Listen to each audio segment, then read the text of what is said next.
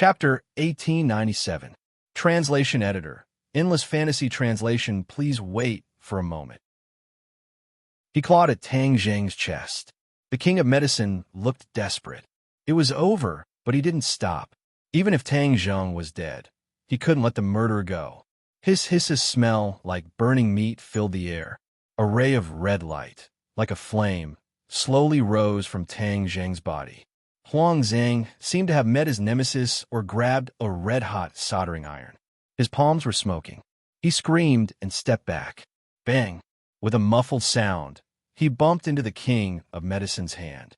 He staggered and fell to the ground. He rolled and jumped up again, looking at Tang Zheng in horror. The red light had disappeared as if it had never appeared. But both of them knew that it was definitely not their illusion. They looked at each other, as if to confirm what had just happened. The King of Medicine's heartstrings trembled. He had never heard of such a strange thing. Moreover, the flame-like red light seemed to be specially used to restrain Huang Zhang. Especially the smell of burning was still in the air. Huang Zhang picked up his hand and looked at it. It was char-black, and his skin was curled up. He was puzzled. His eyes gradually emitted a fierce light. He said, "Why can't I kill you? Why?" He roared at the top of his lungs, full of anger and unwillingness. The King of Medicine breathed a sigh of relief. Although he did not understand what had happened, at least Tang Zheng's life was saved. He stood in front of the bed and did not let the other party get close to him. Dong, dong, dong. Hurried footsteps sounded outside the door. The police had arrived. The hospital had found out about the fight and had already called the police. The people inside, listen up. You have been surrounded. Put down your weapons and surrender. The police shouted. Huang Zhang was unmoved. He was not afraid of the police at all. He only gritted his teeth and looked at Tang Zheng. He said hatefully, "I will be back." Whoosh. After that, he jumped out of the window like a gust of wind. The King of Medicine did not look. His height could not stop the other party. "Come in. The criminal has already escaped," the King of Medicine said loudly. The police rushed in vigilantly. The black muzzle of the gun was pointed at the King of Medicine. The King of Medicine said lightly, "I am the patient's family. The criminal has escaped." He pointed to the window. Several police rushed to the window. There was not even a shadow. But this was a 9-story building. If they jumped down, they would definitely be smashed to pieces. The police could not believe that the criminal had escaped from here. What the hell is going on? Deng Maokai swaggered in and asked sternly. This hospital was under his jurisdiction. When he received the call, he immediately rushed over. Nothing. Someone came in to cause trouble and was driven away. "You can leave now," the King of Medicine said. He did not want to deal with these people. He still had to concentrate on studying Tang Zheng's condition. Since the police had come, how could they leave so easily? Moreover, the doctor and nurse had seen a very fierce fight inside. Deng Maokai walked directly to the bedside and glanced at the bed casually. He was so scared that his pupils shrank, and he almost stepped back. Why is it him again? He was really afraid of Tang Zheng. He had something on him, and he had crossed paths with him several times. It seemed that he could not avoid him even if he wanted to. He asked with fear, "What's wrong with him?" "He's sick." "Oh, is it serious?" Deng Maokai asked nervously. "He'll be fine in a few days." Deng Maokai shrank his neck. Since he would be fine in a few days, it was better not to provoke this devil, lest he be implicated again.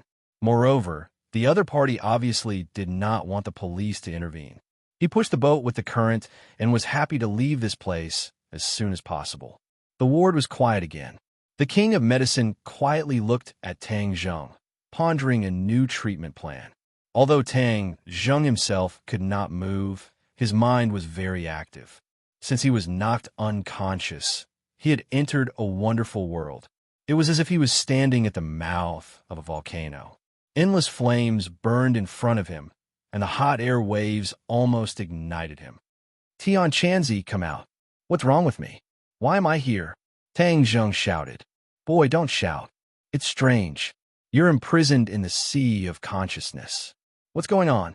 Why is there a sea of fire in your sea of consciousness? Why didn't I notice it before?" Tian Chanzi's voice sounded. He seemed to be very surprised by Tang Zheng's current situation. Sea of consciousness, sea of fire? Boy, in addition to the Dantian, the most important thing is the sea of consciousness. The sea of consciousness is in the brain, controlling people's thinking. The spiritual power, I told you before, is gathered in the sea of consciousness. Then why am I in the sea of consciousness? What's the matter with this sea of fire? How would I know? Tian Chanzi said angrily. Boy, you're different from ordinary people. You're very strange. Hey, look at the sea of fire. Tang Zheng raised his eyes and looked over, only to see flames jumping up and down in the sea of fire. In the end, they turned into words. Burning body, kindling of fire. The 8 fiery words were particularly dazzling, firmly attracting Tang Zheng's attention. Kindling of fire? Tang Zheng was shocked. This was his pain. During this time, he had not found a way to ignite the kindling of fire, which made him a little depressed. Is it related to the kindling of fire? Tian Chanzi muttered to himself, as if he was thinking. After a moment, he said, Kindling of fire. How can the sea of consciousness be related to the kindling of fire? According to Tian Chanzi's knowledge, the sea of consciousness was only related to spiritual power and had nothing to do with the kindling of fire.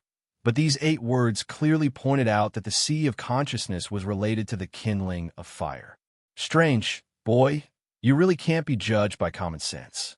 You haven't been able to ignite the kindling of fire, so why don't you follow these instructions? Ow! Burning body. Of course you have to jump into this sea of fire. Jump in. Tang Zheng opened his eyes wide. Although he was only a strand of divine sense, facing this sea of fire, he still had an indescribable instinctive fear. What are you afraid of? You can only try. Moreover, your divine sense is imprisoned here. If you don't follow the instructions, what else can you do? Tian Chanzi said helplessly. Tang Zheng had previously tried to leave the sea of consciousness, but found that his divine sense was simply unable to jump out. This sea of consciousness seemed to have a kind of attractive force, firmly attracting him, making him not even aware of what was happening outside. He only remembered that in order to save Feng Shi, he was hit by a car and came to this place. Okay, I'll go all out. Tang Zheng walked toward the sea of fire step by step. The moment his foot stepped in, the flames rushed to his body with a whoosh. It was as if there was an accelerant on his body. In the blink of an eye, he was completely enveloped by the flames. He became a living person. An indescribable pain stimulated him, making him unable to help but scream. Boy, hold on. I think this is a once-in-a-lifetime opportunity for you. If you can get through it, maybe the problem of igniting the kindling of fire will be easily solved. Tian Chanzi encouraged him thoughtfully. Fuck, this feeling is too unbearable. Burning body, do you really want to burn me to ashes? Tang Zheng cried out in pain. What are you shouting for? Quietly feel the changes and try to ignite the kindling of fire. Tian Chanzi said resolutely. This sea of fire made him think of a legend from tens of thousands of years ago. Legend has it that at that time, there was a race. Each and every one of them had exquisite spells and magical powers. Moreover, this race's cultivation was completely different from that of ordinary people. Because of this, they were condemned by the public as heretics. This kind of heresy was, of course, ostracized and finally eliminated. This race completely ceased to exist. But the words left behind said that this race's kindling of fire was not in the Dantian, but in the sea of consciousness. Moreover, its power was enormous. Even if it was a person of the same cultivation level, it would far surpass other races.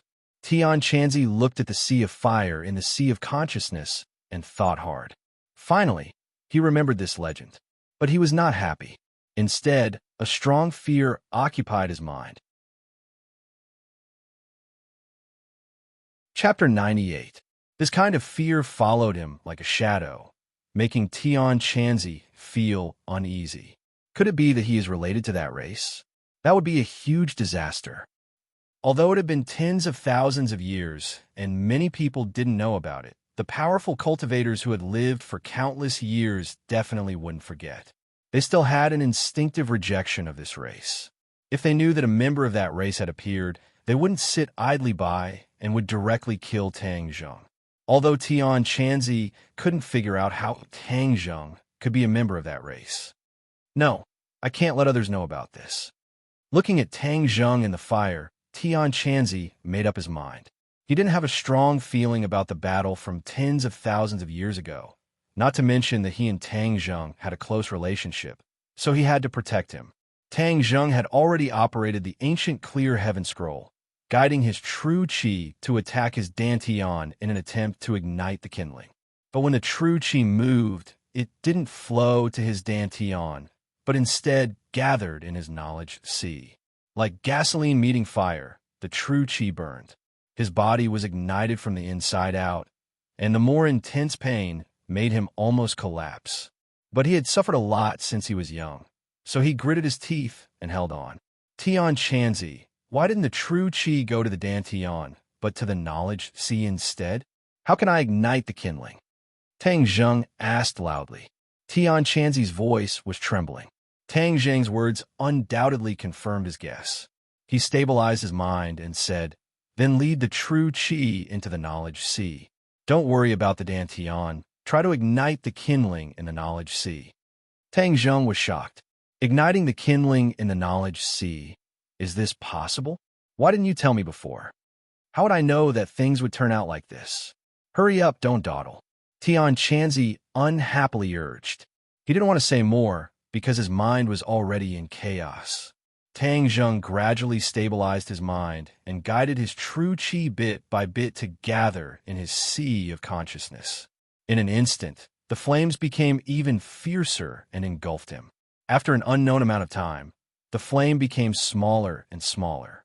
It turned from red to light purple, and finally became the size of a fingernail. It burned in the air and emitted a strange power. There were already a lot of people gathered in Tang Zheng's ward. Feng Xinyang rushed over as soon as she woke up. Originally, Yi Tianlei wanted to come as well, but was dragged away by Yi Xuanji to look for the godly doctor's whereabouts. However, she noticed that someone was earlier than her.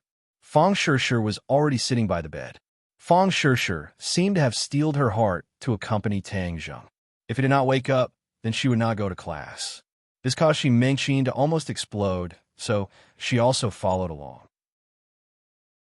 The Feng family's investigation of the car accident did not yield any results, causing Xi Mengqin to be greatly disappointed. She originally hoped that the car accident was a self-directed and self-acted bitter play by Tang Zheng, but her plan failed. However, today, she did not have the time to speak nonsense, because from the moment she saw Feng Xinyang, she was like a mouse seeing a cat, not daring to be rash. Feng Xinyang did not even look at her. She only sighed inwardly. It would not be easy for her little girl to take down the little handsome guy. This Feng Shishir was chasing too closely. When she went back, she must teach her little girl a few tricks. However, this was not her main concern. She wanted to know how Tang Zheng could wake up. Just as she was about to ask the king of medicine, she saw Mu Hongyan walk in with Nana. Nana was like a fluttering little butterfly, flying towards Tang Zheng and continuously shouting, "Brother, Nana came to see you." Mu Hongyan's eyes flashed with a strange light. Her daughter's performance was far beyond her expectations. She could not help but carefully look at Tang Zheng, but she did not find any clues. "Senior King of Medicine, when will he wake up?" Feng Shishir anxiously asked. Everyone's gaze turned towards the King of Medicine, including Xi Mengqin. However, in her heart, she disagreed. Where did these people find this Jianghu doctor? They were probably here to cheat money. At her level, she had never heard of the King of Medicine's name. Her level was not high enough, and she was ignorant and fearless. The King of Medicine's face was filled with exhaustion. Last night, he had tossed and turned for the better half of the night, but he was still unable to find a feasible treatment method. The main reason was that his internal energy was unable to detect Tang Zheng's internal injuries. Just by looking at his appearance, he could not say for sure. I still need to carefully study it. His illness is too strange. The King of Medicine solemnly said. Feng Shishir's heart thumped. Her expression was filled with concern as she anxiously said, "Senior, you must cure him. I beg of you. I will do my best. Brother is very powerful. He will definitely be fine." Nana patted Fong Shishi's hand, acting like a little adult as she comforted her. "In any case, I believe that he will get better soon. Moreover, he promised me." Before she finished speaking, Tang Zheng's voice rang out. Why are there so many people?" In an instant, the room quieted down. Everyone's gaze turned towards him, all sorts of complex emotions intertwined. Tang Zheng scratched his head. What was going on? Just now, after the lavender flame formed in his knowledge sea, the shackles on his knowledge sea disappeared.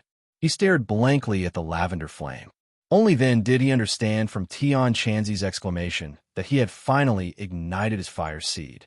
That flame was a first-grade true fire. It turned out that he had been looking in the wrong direction. His fire seed was not in his dantian, so even if he had spent a lot of effort, it was useless. But this time, after being hit by a car, he muddle-headedly entered this knowledge sea. He had unexpectedly ignited his fire seed by accident. So fortune and misfortune came hand in hand. If he did not want to save Fong Shishi, he would not have entered this knowledge sea. Then he did not know when he would be able to discover the mystery of his fire seed. Tang Zheng was somewhat glad. He was truly happy from the bottom of his heart. After igniting his fire seed, he could use the 9 revolving pill furnace to refine pills. But what made him feel strange was that Tian Chanzi did not seem to be too enthusiastic about igniting his fire seed.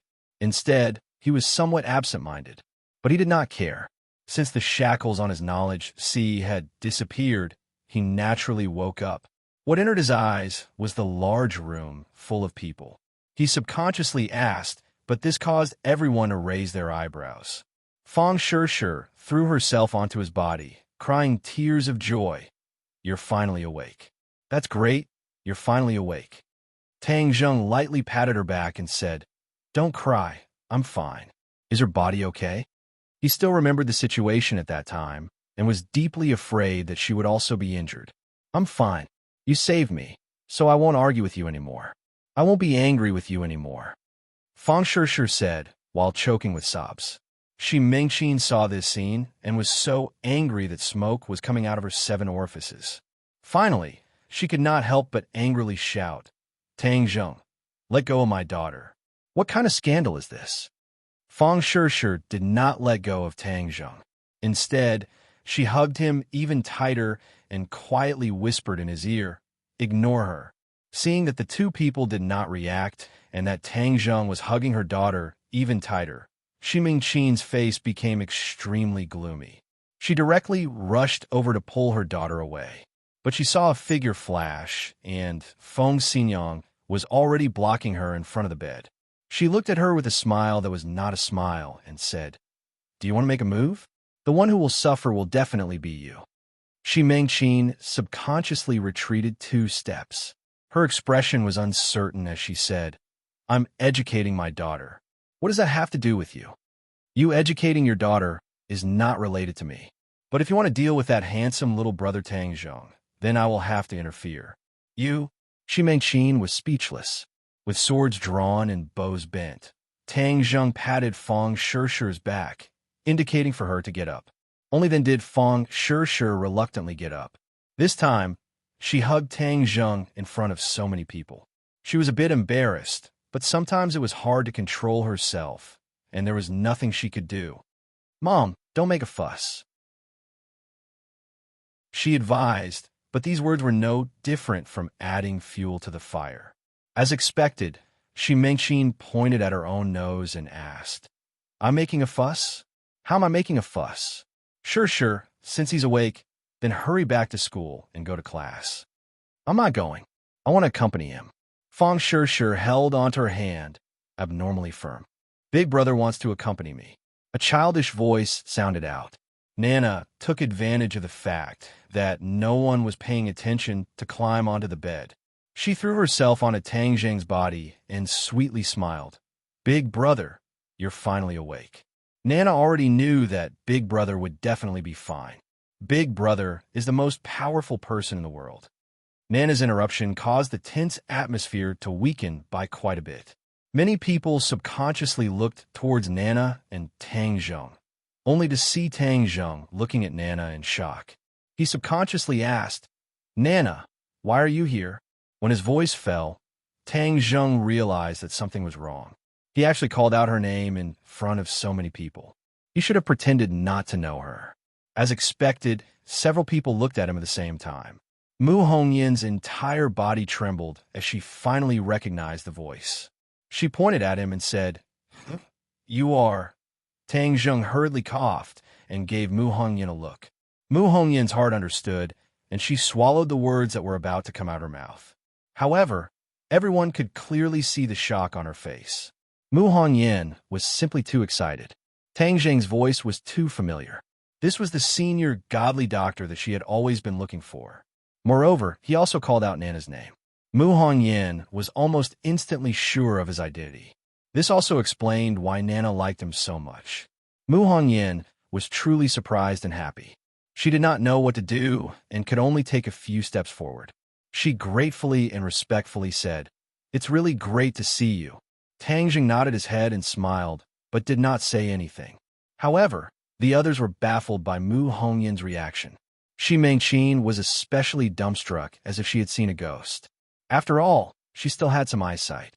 From Mu Hongyan's temperament, she could tell that the other party was not simple. However, she was actually so respectful to Tang Zheng and even had a cautious feeling. This was simply inconceivable. She subconsciously pondered, why is this little brat so strange? How does he know so many powerful people? Feng Xinyang thoughtfully looked at the two people, but did not interrupt. However, the king of medicine had already impatiently rushed forward. He extended his hand to grab Tang Zheng's wrist to investigate. Tang Zheng's nerves suddenly trembled. He flipped his wrist and instinctively pointed his finger. Like a sharp sword, it pierced forward. Chapter 99. The king of medicine let out a surprised cry as he quickly retracted his hand and said, "Don't misunderstand. I don't want to hurt you. I'm a doctor, and I just want to see what is wrong with your body." Tang Zheng did not relax. As a doctor with a 9-stage natal stage cultivation, this was no longer an ordinary doctor. "Thank you. I'm already well and do not need to be examined." Tang Zheng had 9 main meridians, and this old man could easily find out. Moreover, his true energy and inner strength were completely different, so he could not casually let the other party examine him. The medicine unwillingly said, "Young man, you were unconscious for a few days. This is very strange, and we have to figure it out. Otherwise, what will we do if there is any future trouble?" Tang Zheng firmly shook his head. "I'm clear about my own body, so there is no need. Thank you." The king of medicine was unwilling as he looked towards Feng Xinyang, hoping that she would persuade him as he was too interested in Tang Zheng. Feng Xinyang smiled as she knew that Tang Zheng was not normal, since he did not want others to examine him. Then she could not force him and said, "Senior king of medicine, since the little handsome brother is already well, then there is no need to examine him. This time it is all thanks to you." The king of medicine regretfully shook his head and said, "I did not do much as he woke up on his own.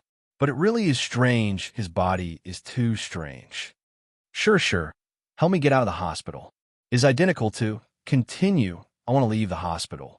Tang Zheng did not want to be surrounded by so many people, so he said, "You just woke up? How can you be in such a hurry to leave the hospital?"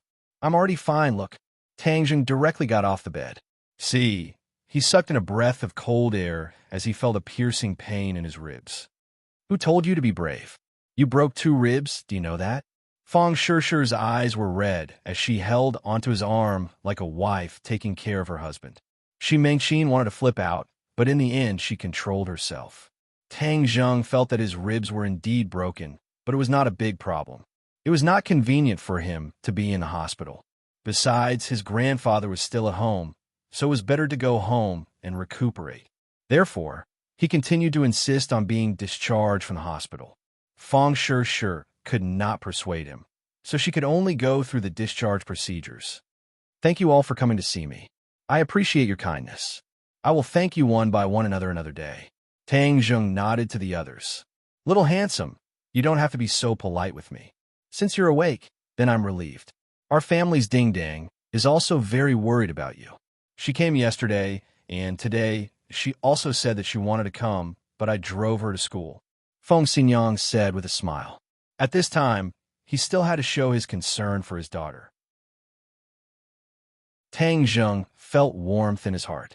In the past, when he was in trouble, only his grandfather cared about him. Now that so many people cared about him, he really felt good and warm. Mu Hongyan stared at him blankly. She finally mustered up her courage and said, "Can I talk to you in private?" Okay, Tang Zheng agreed. Since the other party had already recognized him, there was no way to hide this matter. The others could only leave the ward. The King of Medicine looked back 3 times as he walked, his eyes shining as he looked at Tang Zheng. He was very reluctant to part with him. Tang Zheng really did not understand who this old man was. In short, for this kind of expert, he was a little wary. Senior godly doctor, I didn't expect to see you here, Mu Hongyan's expression became excited and a little incoherent.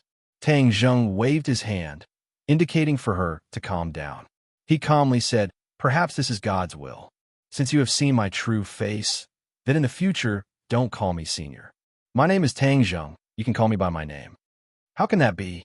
If you call me senior, what will others think? So it's better to call me by my name. Moreover, I hope you won't tell anyone about this." Tang Zheng still wanted to keep a low profile. Mu Hongyan nodded to express her understanding. Nana, who had been holding Tang Zheng's hand, shook it and said, "Big brother, I have never told our secret to anyone, including my mother. I know, Nana is the most obedient." Tang Zheng smiled bitterly.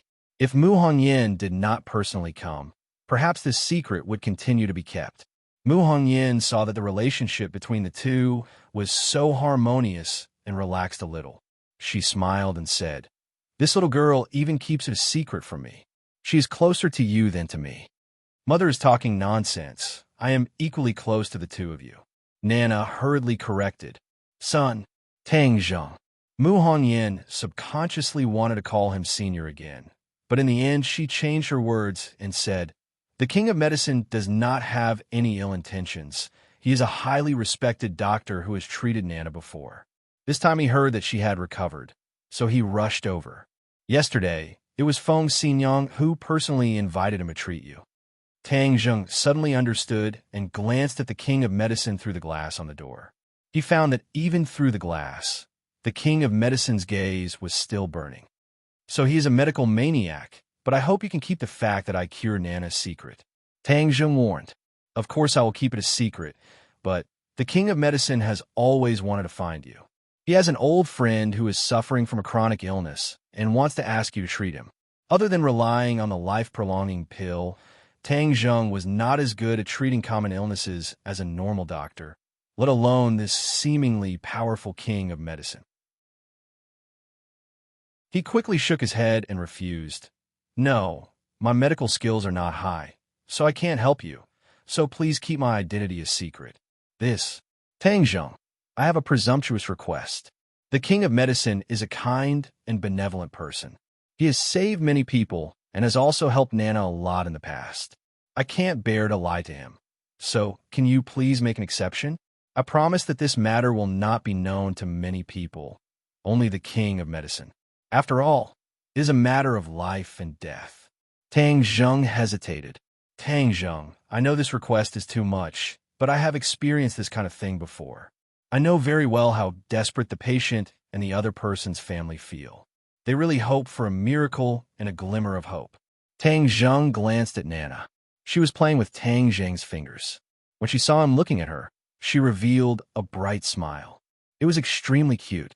He couldn't help but think of his grandfather. He gradually understood Mu Hongyan's feelings. Moreover, his grandfather had always taught him to be a good person. His heart softened and he said, "Okay, but this matter can't be spread. Only the few of us know. As for his old friend, we will arrange another time to treat him." Tang Zheng did not intend to force himself. If he could help, he would naturally help. If he couldn't, then it was the will of the heavens. Mu Hongyan hurriedly nodded and thanked him repeatedly. Tang Zheng sat in the Fong family's car and returned home. Fong Shishir supported him into the small house. Shi Mengqin disdainfully stood far away. This was her first time coming to this kind of place. She wanted nothing more than to run away, but she couldn't. Otherwise, there would only be one man and one woman left. God knows what would happen. I really don't have any major problems. It doesn't hurt much anymore. Tang Zheng sat down. Seeing Fong Shishir's pained expression, he hurriedly said, "Your bones are all broken. How can it be so easy? Be good and lie down on the bed." Fong Shishir did not have any resistance to this simple and crude house. She gently helped him onto the bed and even personally took off his shoes. Tang Zheng was helpless. He could only lie on the bed and watch her busy figure. His heart felt warm. "Shishir, come over and sit for a while." He waved his hand. Fong Shishir obediently sat by his side. "Are you still angry at me?" Fong Shishir hurriedly shook her head. "No, I won't be angry at you anymore. I know you treat me well. We won't listen to other people's gossip." "Good, that's good." Tang Zheng held her hand, completely satisfied. "Oh." Fong Shishir kissed him and said, "This time you really scare me to death. You should rest well. I'll go back to school first, otherwise my mom will start screaming again." "Okay, I'll rest well." Tang Zheng hugged her waist and kissed her lips. She also responded fiercely, and only after a long while did she part with the desire to continue. "You're injured, yet you're still not obedient. Rest well.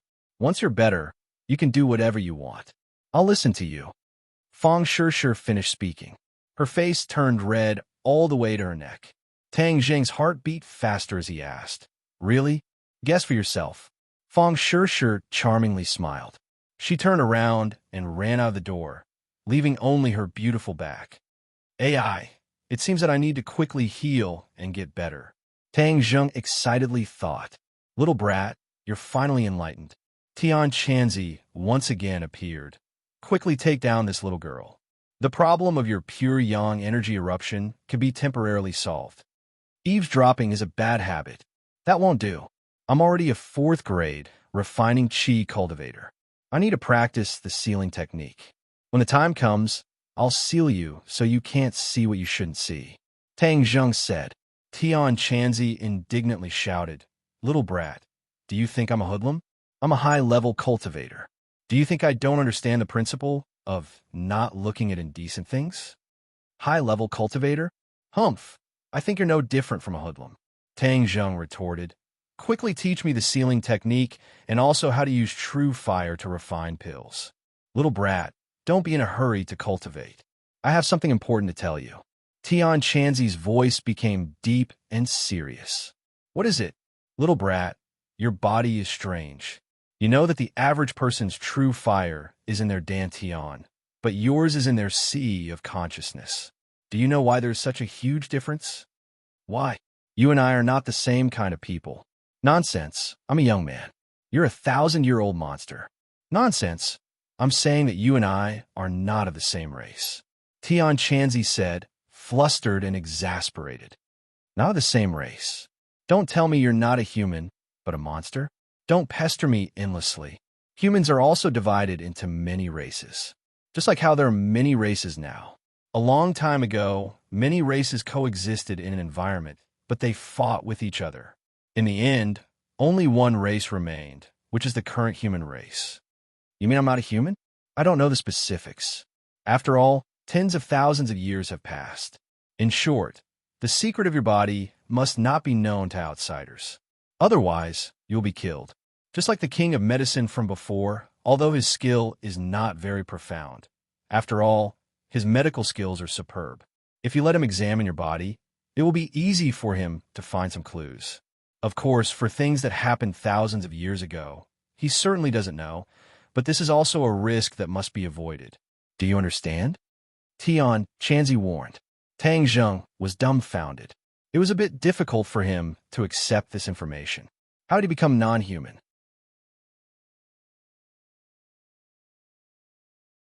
Chapter 100. After a long time, Tang Zheng finally digested this information, but he gradually understood that his strange body had so many secrets and these secrets were fatal. Net, but your race's cultivation is very abnormal. Just like you, advancing by leaps and bounds. You're simply not human. Oh, you're not human. Tian Chanzi sighed. Fuck, you're not human. Tang Zheng angrily said. Calm down. In fact, this is not a bad thing. After all, your cultivation speed is fast. As long as you have strength, even if your identity is exposed, others will not be able to do anything to you. Tian Chanzi comforted. It's not you, of course you're not worried. But what should I do now? Speed up your cultivation. Become stronger before others find out your secret. The stronger the better. You and I are of the same mind, so you don't have to worry about me leaking your secret. This time you broke through to the 4th grade refining chi. I also obtained a lot of benefits. My soul has become a lot stronger, and in time I'll be able to find a suitable host and be reborn. Tang Zheng's mood gradually calmed down. There was no use in worrying about this matter, so he decided to cultivate, regardless of his injuries. First was the sealing technique. Tian Chanzi reluctantly passed it on to him. He tried it several times, and it was very useful. As long as he silently recited the incantation and activated his true chi, Tian Chanzi could only shut up and be sealed.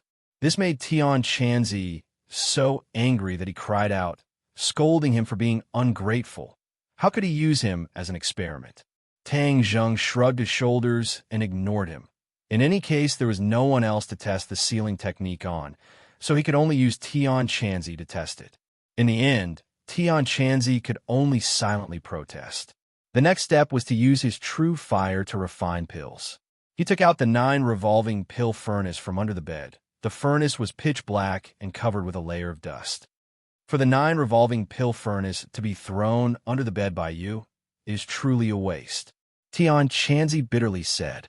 Tang Zheng shrugged and said, this room is only so big. Where else can I put it if I don't put it under the bed? Don't talk nonsense. How should I use this thing? Circulate your power and inject your true chi into it. Tang Zheng circulated the ancient clear heaven scroll, and a stream of true chi flowed out from his palm into the 9 revolving pill furnace. Wong! A melodious sound echoed as the 9 revolving alchemy furnace soared into the air. Its pitch-black exterior emitted a layer of black light as it slowly rotated.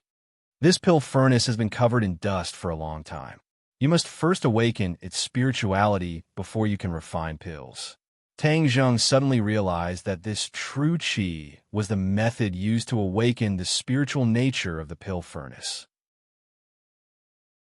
The 9 revolving pill furnace spun faster and faster until it finally turned into a black light, and a little bit of blue light seeped out from the black light. It was like a piece of black cloth wrapped around a light bulb. The light from the light bulb passed through the black cloth and grew more and more. In the end, the black light disappeared and a green light filled the entire room. The melodious buzzing sound was like the sound of ancient temple bells, making people feel relaxed and happy. Stop! Tang Zheng lightly waved his hand, and the 9 revolving alchemy furnace stopped rotating and steadily stopped on the ground. The blue light gradually converged as its exterior underwent a tremendous change. The originally swarthy exterior had turned into a blue color and emitted a faint ancient aura. Moreover, one could clearly see that there were many birds and beasts engraved on the exterior of the pill furnace. Most of them were creatures that Tang Zheng had never heard of before, so he simply did not know what they were. This is the true appearance of the 9 revolving alchemy furnace. Tian Chanzi proudly said. Tang Zheng was dumbstruck. After awakening the spiritual nature of the pill furnace, it unexpectedly underwent a heaven and earth change. If it was like this during the auction, then he definitely would not have been able to obtain it. Fortunately, the treasure furnace was covered in dust, so I was able to pick it up. He rejoiced. You should be thanking me. If it wasn't for me, then you wouldn't have this kind of dog shit luck. Tian Chanzi unceremoniously boasted. But I also have bad news to tell you. What? This 9 revolving alchemy furnace has been damaged, and its quality has dropped by a lot. It unexpectedly became a yellow-level treasure. Tian Chanzi regretfully said. Tang Zheng turned pale with fright and said, What? Didn't you say it was an earth-level treasure? Treasures were divided into 4 ranks: heaven, earth, profound, and yellow. In other words, the 9 revolving alchemy furnace actually dropped from second place to last place. Tian Chanzi awkwardly coughed and explained, "Wasn't it covered in dust? That's why I misjudged it." Tang Zheng was speechless. "Little brat, don't be so unhappy. A yellow-level treasure is more suitable for you. Do you think an earth-level treasure is so easy to control? You need to have the appropriate cultivation and enough qi. You don't have enough right now. So using a yellow-level treasure to consolidate your foundation is the right way to go." Tang Zheng coldly snorted. In any case, he did not understand these things, so he could only let him say whatever he wanted. However, a starving camel was still bigger than a horse. This was still a treasure after all. He fondly touched the 9 revolving alchemy furnace and felt extremely good. He finally had a treasure, his first treasure. Although this 9 revolving alchemy furnace has become a yellow-level treasure, it used to be an earth-level treasure. So in the future, you can find a way to repair it and turn it back into an earth-level treasure. That's possible? Of course, treasures can be upgraded. Don't you know this? Tian Chanzi proudly said. "You didn't say so. How would I know?" Tang Zheng retorted. Tian Chanzi acted as if he did not hear and continued. "When refining pills, you will draw the fire into the furnace. The refining method is the same as when you refine the life-continuing pill. Then I will first refine the spirit pill." Tang Zheng impatiently said, "First get the materials." "Right. What materials do you need?" Tian Chanzi pulled out a long list of materials. Fortunately, they were all materials that could be bought in pharmacies. Tang Zheng let out a sigh of relief. Refining pills requires a guiding herb, which is the most important ingredient. The spirit pill does not require something as precious as the heaven fragrant flower. It only needs a 300-year-old ginseng. 300-year-old? Tang Zheng was dumbstruck. Even if he did not understand the market, he knew that 300-year-old ginseng was not easy to find. It was a treasure that could only be found by chance. Tian Chanzi actually said that it was not precious and was sloppy. "It's only 300-year-old. You should know that there were many thousand-year-old ginseng. What is this country bumpkin making a fuss about nothing?" Tian Chanzi said disapprovingly. "That was in ancient times.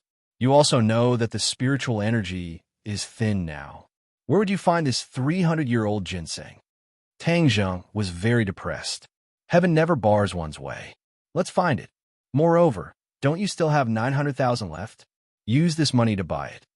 By my ass, 300-year-old ginseng. You want to buy it with 900,000? Dream on. Tian Chanzi laughed and said, "Then that is not my problem. In any case, I have already told you the recipe." Tang Zheng was worried about the ginseng.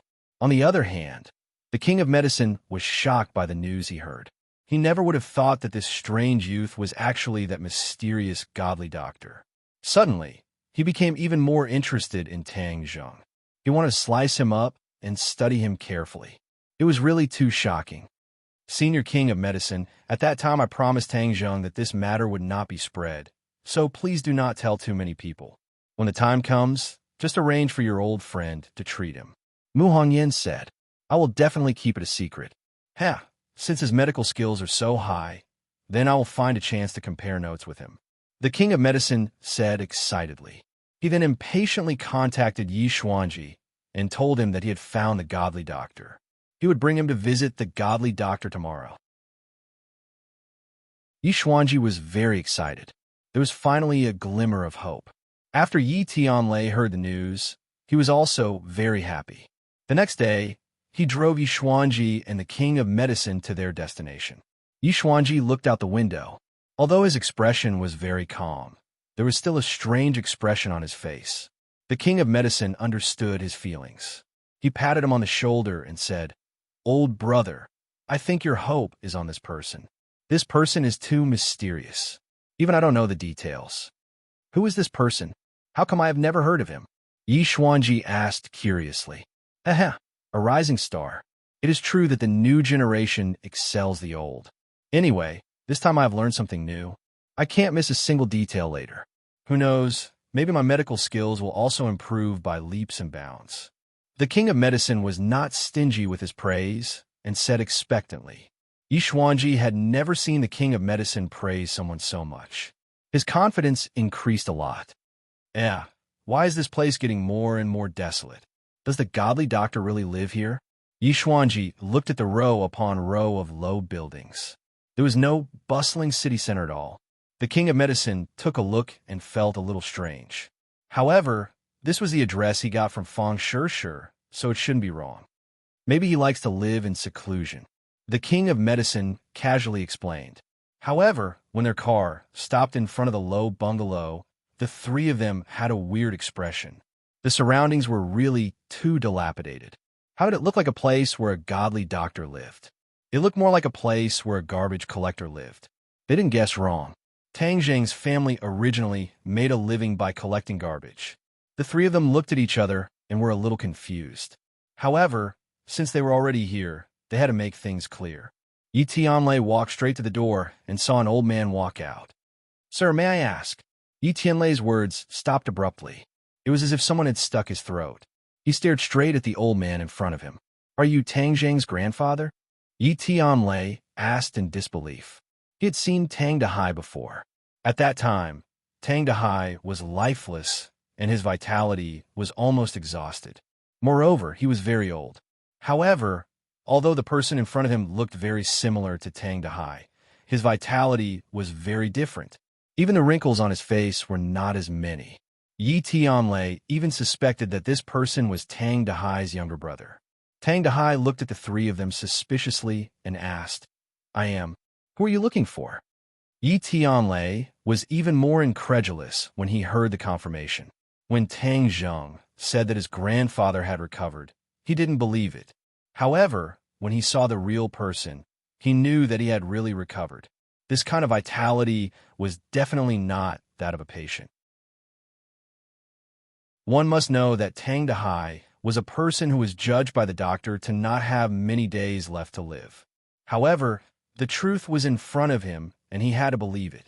Before Yi Tianlei could answer, the king of medicine rushed to Tang Dahai as if he had seen a delicious cake.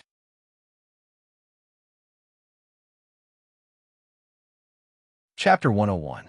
The king of medicine held on to Tang Dahai's wrist. His expression became strange as he muttered to himself, "Magical, too magical, a withered tree rejuvenated, full of life. This medical skill is too magical. This old man is ashamed of his inferiority."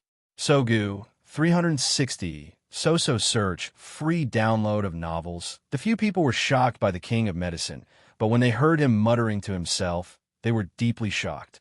Especially Yi Xuanji. He had known the king of medicine for most of his life, but he had never seen him say words of inferiority to anyone.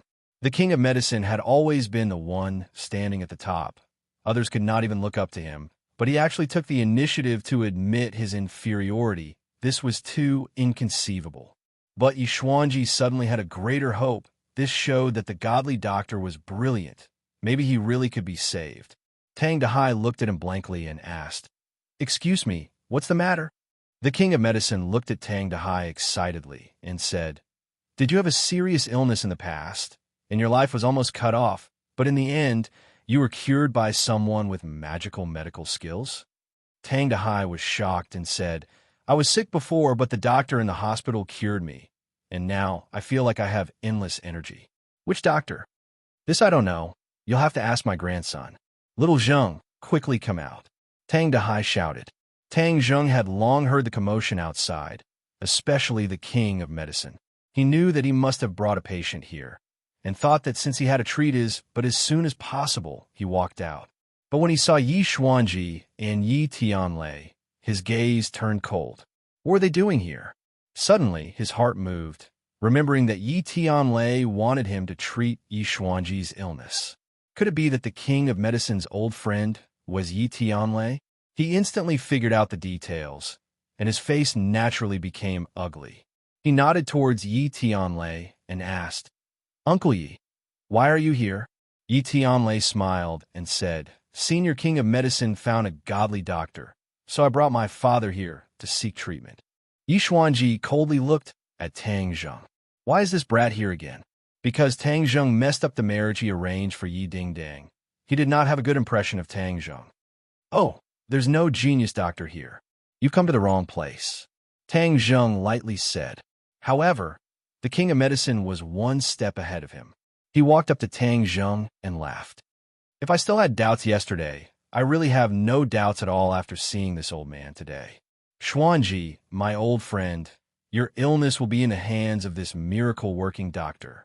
Yi Xuanji followed the king of medicine's finger and saw that it was pointing at Tang Zheng. Even though Yi Xuanji had been through countless hardships, he almost tripped at this moment. Are you kidding me? How could the genius doctor be this brat? Yi Tianlei was stunned for a moment, and then he suddenly realized. He believed in Tang Zheng's skills. It was really like searching high and low for something, only to find it by chance. In the end, it still fell on Tang Zheng's head. Haha, Tang Zheng, so the genius doctor senior king of medicine was talking about is you.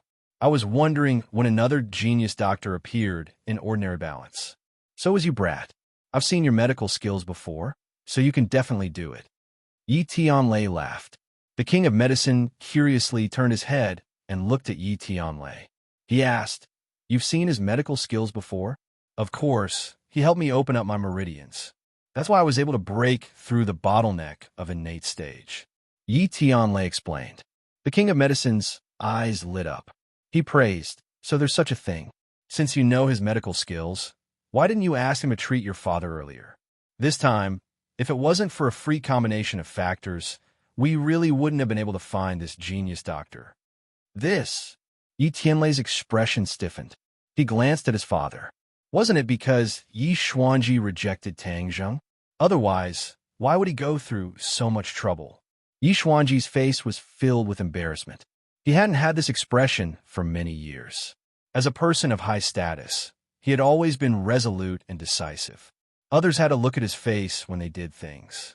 When had he ever been so embarrassed? He really wanted to find a hole to hide in. However, Yi Xuanji wasn't an ordinary person. He coughed and softened his tone. There's a bit of a misunderstanding.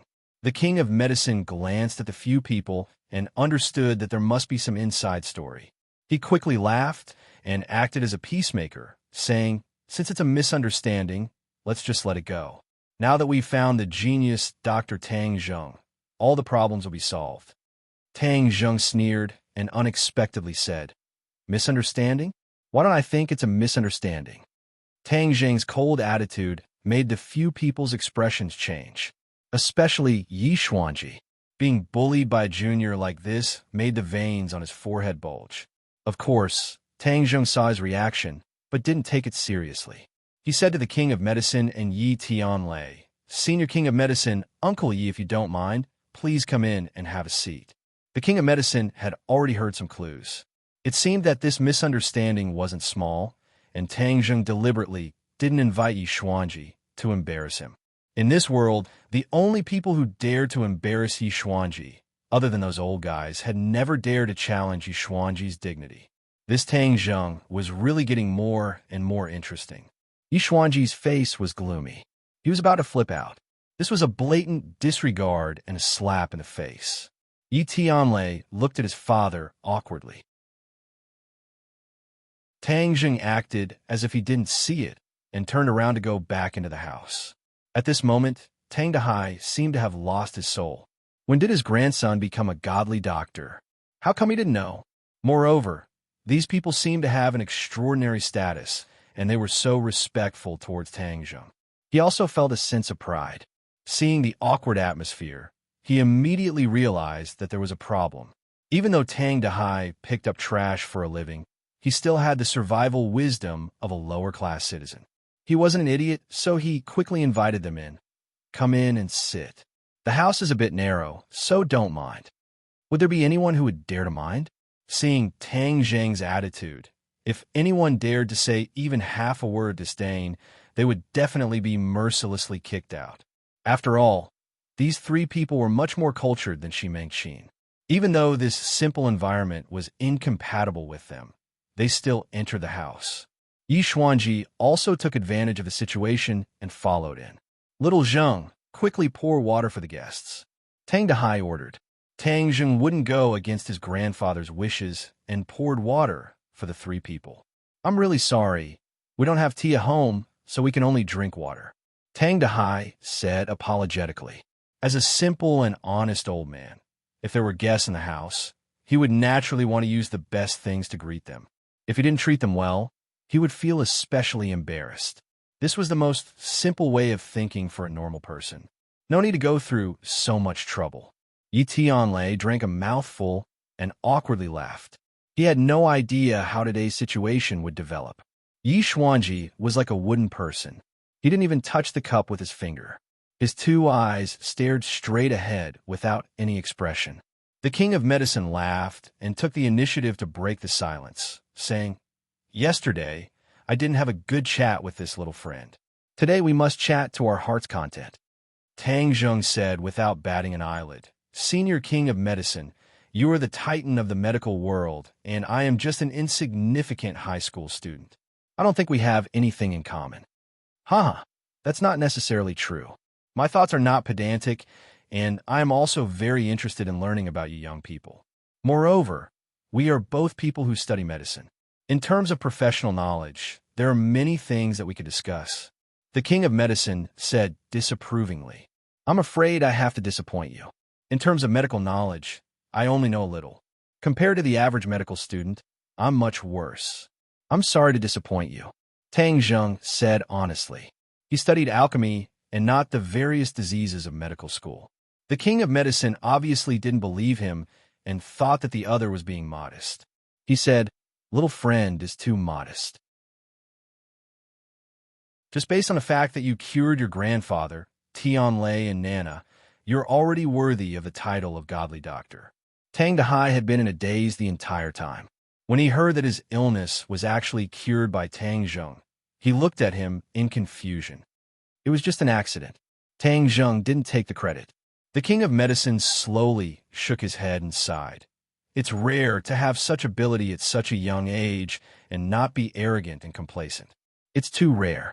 If I had such a successor, even if I died, I would have no regrets. Although the king of medicine's medical skills were superb, he didn't have a successor. These years, he had been running around looking for a successor, but he couldn't find a suitable candidate. Yi Tianlei's eyelids twitched as he looked eagerly at Tang Zheng. It seemed that he wanted Tang Zheng to agree to be the disciple of the king of medicine. This was an opportunity that many people who studied medicine dreamed of. But Tang Zheng turned a blind eye and didn't seem to be moved at all. The king of medicine squeezed out a lonely smile and said, "But I can see the legendary life-continuing pill before I die. This already makes me have no regrets." Tang Zheng didn't change his expression. Since the other party came looking for him, he obviously knew about the life-continuing pill. So he said, "Since you know about the life-continuing pill, then just say it. This is all because of the life-continuing pill. It has nothing to do with me." Hearing that the other party directly admitted the existence of the life-continuing pill, the king of medicine couldn't suppress his excitement and asked nervously, "Do you still have it? Can I take a look?" This was like a child seeing his favorite toy and wanted to look at it. Tang Zheng hesitated for a moment, then took out a porcelain bottle from his pocket and handed it to the king of medicine. The king of medicine's body suddenly sat up straight. He stretched out his hands and carefully took the porcelain bottle. His face was serious and solemn, just like a religious disciple holding a holy object. The others couldn't help but be attracted by the porcelain bottle. They stared at it without blinking, especially Yi Xuanji. Even his breathing became a little chaotic. They didn't know what the life-continuing pill was, but if it could make the king of medicine so serious, then it must be something extraordinary. Tang Zheng didn't look sideways. His eyes looked straight ahead, as if the porcelain bottle was nothing in his eyes. Comparing the two, Tang Zheng's aura was clearly much higher than the others. Tian Chanzi said with disdain, "It's just a life-continuing pill. Why are they making it so grand? They really are a group of country bumpkins who haven't seen the world."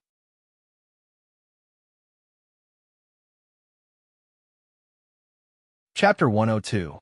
The king of medicine slowly placed the bottle in his palm and slightly tilted it. A perfectly round pill rolled into his palm. It was sparkling and translucent, emitting a faint fragrance like a pearl. The King of Medicine's eyes stared straight at the life-continuing pill. He swallowed a mouthful of saliva and excitedly said, "This is the life-continuing pill."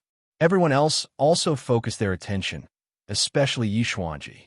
He had already determined the effects of this pill from the 3 words life-continuing pill.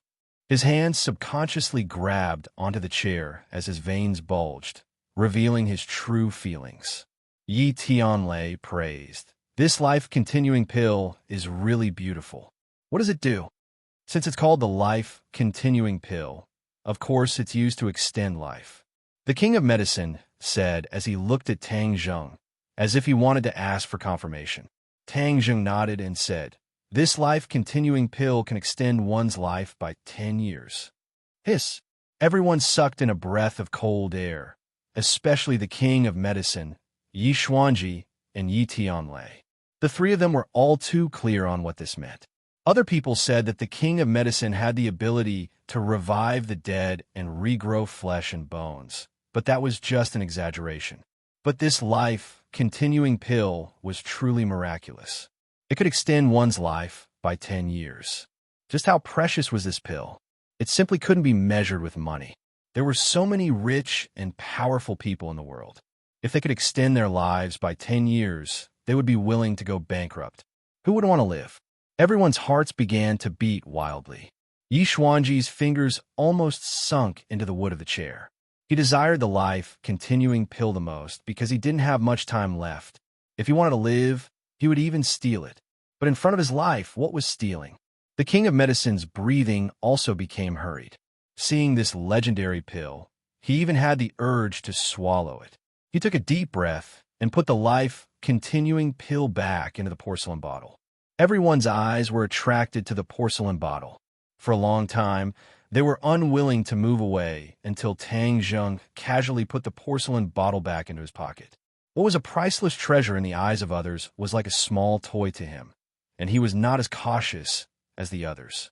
This comparison made the others feel that Tang Zheng was even more unfathomable. Even Yi Tianlei, who was very familiar with Tang Zheng, couldn't help but change his impression of Tang Zheng. "May I ask, how is this life-continuing pill made?" The King of Medicine took a deep breath and asked. He felt that this question was very presumptuous. How could he tell others how to make such a priceless treasure? Of course, Tang Zheng knew the method, but how could he say it? He wouldn't even tell anyone that he was the one who refined it. He understood the principle of treasuring a jade ring becomes a crime. So, he directly shook his head and said, "I don't know." The King of Medicine couldn't hide the disappointment on his face and said, "Then who gave it to you?" "Someone else." "Is it your master?" Yi Tianlei asked. He still had a deep impression of Tang Zheng's mysterious master. Tang Zheng laughed inwardly and nodded seriously, "Yes." "Godly doctor, your master must be a godly doctor, an expert." The King of Medicine exclaimed. Heaven Monk chuckled and said, "This brat still knows how to talk. He knows that my abilities are great." In his eyes, the Medicine King, who was over 70 years old, was just a brat. "Narcissist." Tang Zheng choked him. "I want to pay a visit to your master, may I?" The King of Medicine was really like a religious pilgrim, respectful and reverent. How could Tang Zheng make a groundless master out of nowhere? He directly shook his head. "No, my master travels the world. I don't even know where to find him." The King of Medicine's face dimmed. He shook his head and sighed. "What a pity, such an expert. If I could get a few pointers from him, my medical skills would definitely improve by leaps and bounds." "Then how many life-continuing pills do you have?" Yishuanji finally couldn't help but ask. Right now, he only had eyes for the life-continuing pill. This was a treasure that could save his life. Tang Zheng gave him a playful look and said, "There's only one." "Only one?"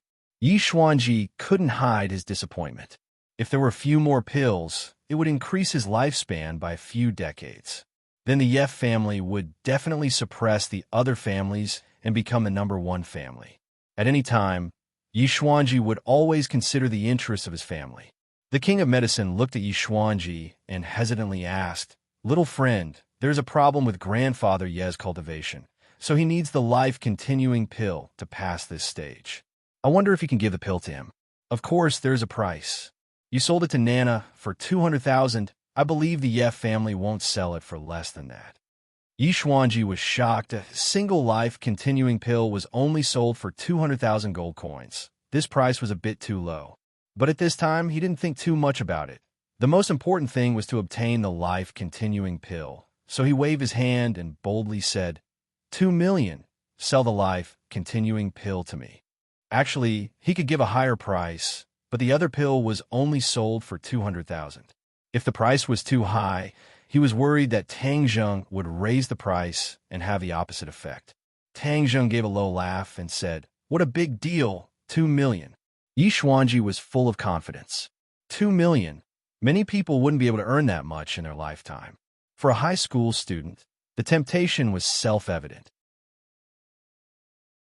Moreover, Tang Zheng's family wasn't well off, so the temptation was even greater. Yi Xuanji was full of confidence, especially when he heard that Tang Zheng had already sold a pill. This showed that he was obsessed with money. Everyone looked at Tang Zheng attentively. On the contrary, Tang Dehai wasn't too nervous. It was as if 2 million was no different from his $200. "Give me the life-continuing pill, and I'll call someone to give you the money," Yi Xuanji said. The corner of Tang Zheng's mouth raised, and he suddenly laughed. Everyone looked at him with a complicated expression, waiting for his answer. "Not selling." The laughter suddenly stopped as Tang Zheng firmly said, "Not selling." Everyone was shocked. Yi Xuanji's heartstrings trembled as he hurriedly asked, "How can you not sell? The item is mine. If I say I'm not selling, then I'm not selling," Tang Zheng said without any trace of politeness. Yi Xuanji's face immediately turned purple as he gasped for breath. The matter that he was originally confident in was ruined. Yi Xuanji clenched his teeth and said, "How much do you want? I'll give it to you." For the sake of his life, he didn't take the initiative to offer a price. He wanted to see what kind of price Tang Zheng would offer. "Throwing money, is it? I like money, but why should I sell it to you? This thing has a price, but no supply. However much you offer, others will also give you. Then what do you want?" Yi Xuanji suppressed his anger and asked. He was already sure that Tang Zheng was deliberately making things difficult for him. "Nothing. I don't want to sell it to you. It's that simple." Tang Zheng didn't care about the other party's identity. Yi Xuanji had always been high and mighty. Moreover, he actually went to the school gate to block him. Tang Zheng still hadn't vented his anger. Tang Zheng wasn't someone who would seek revenge for the smallest grievance. He even listened to his grandfather's teachings and was a very magnanimous person. However, for someone like Yi Xuanji, who had been in a high position for a long time, to look down on an ordinary person like him made him very unhappy. "If you make me unhappy, then I can also make you unhappy. It's that simple." This rejection was so direct that it made the others a little confused. Why would he reject such a large sum of money? The king of medicine looked at him in astonishment. He didn't understand why he was willing to sell to Nana, but not to Yi Xuanji. Yi Tianlei looked at Tang Zheng with a complicated expression. He guessed the reason and couldn't help but secretly sigh. He advised, "Tang Zheng, the old man really needs the life-continuing pill. If you have any requests, we will do our best to satisfy you." Tang Zheng still shook his head and said, "Uncle Yi, if you need the life-continuing pill, I can give it to you for free. However, if he wants it, I won't sell it to him no matter how much it costs." Yi Tianlei was speechless. Yi Xuanji's face was extremely gloomy as he asked, "Why?" Tang Zheng glanced at him and bluntly said, "How you treated me before, you know it yourself. Moreover, why would I save someone who doesn't even care about his own granddaughter's happiness? I'm doing this for the benefit of the family. What do you know?" Tang Zheng laughed. "For the benefit of the family, you can sacrifice your family's happiness. Very good. So this is the so-called family. I really learned something. Then what's the point of staying in this kind of family? If it was me, I would leave this kind of family as far as possible." Yi Xuanji's eyes were already red.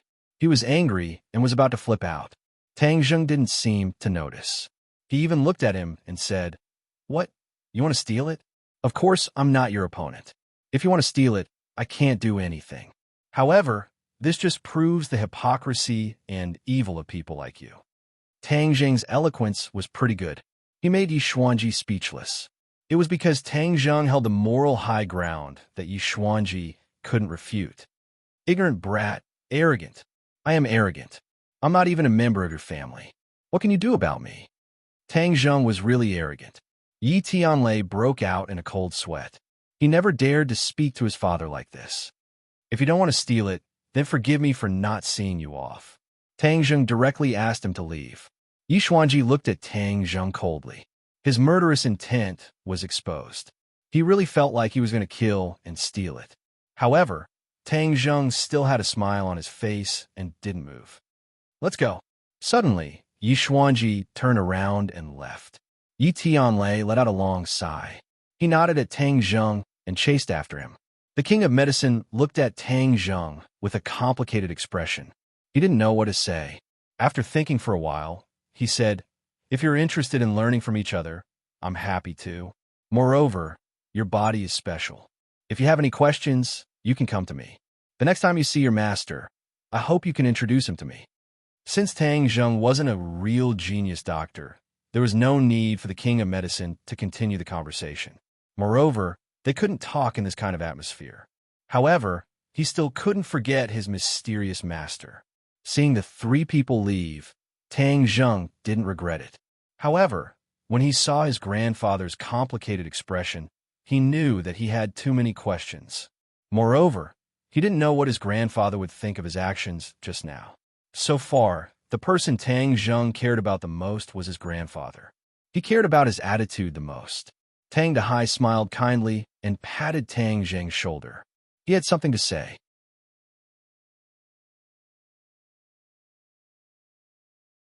Chapter 103. Little Zheng, no matter what you do, Grandpa will support you. Moreover, Grandpa is very happy that you don't bend over backwards for money. Grandpa doesn't have much ability, but I still rely on my own hard work to earn money. I won't rely on charity to take so much money. Tang Dahai earnestly said. Even though he wasn't very educated, his simple heart was much more valuable than many nobles. "Grandpa, I understand. Our family doesn't lack money, but the key is that I don't like this person. Many of his methods make me feel disgusted." Tang Zheng explained. Tang Dahai nodded his head and said, "Little Zheng, you have your own standards. This is a good thing. Grandpa won't say anything about this matter, but a person must have a benevolent heart.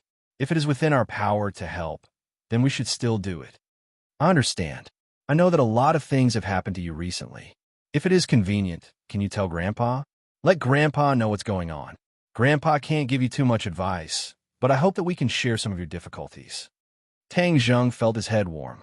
After thinking for a bit, he told himself a part of the story. He did not mention his entanglements with the underworld. He only said that he had a fortuitous encounter, learned martial arts, and was able to refine pills. So the life-continuing pill was refined by you. Tang Dahai's face brimmed with pride. "Yes, refining this pill isn't complicated. The key is that the ingredients are too hard to find. Did you give me one?" Tang Dahai wasn't stupid. Connecting this to his own changes, he came to this conclusion. Tang Zheng did not deny it. "So it was like that. I was wondering why my body suddenly became better. Grandpa, sorry, I hid this from you." Tang Dahai rubbed his head and said with a smile, "Silly child, who doesn't have a secret? Moreover, your secret is so important. If others knew, then it would bring danger. You should be careful.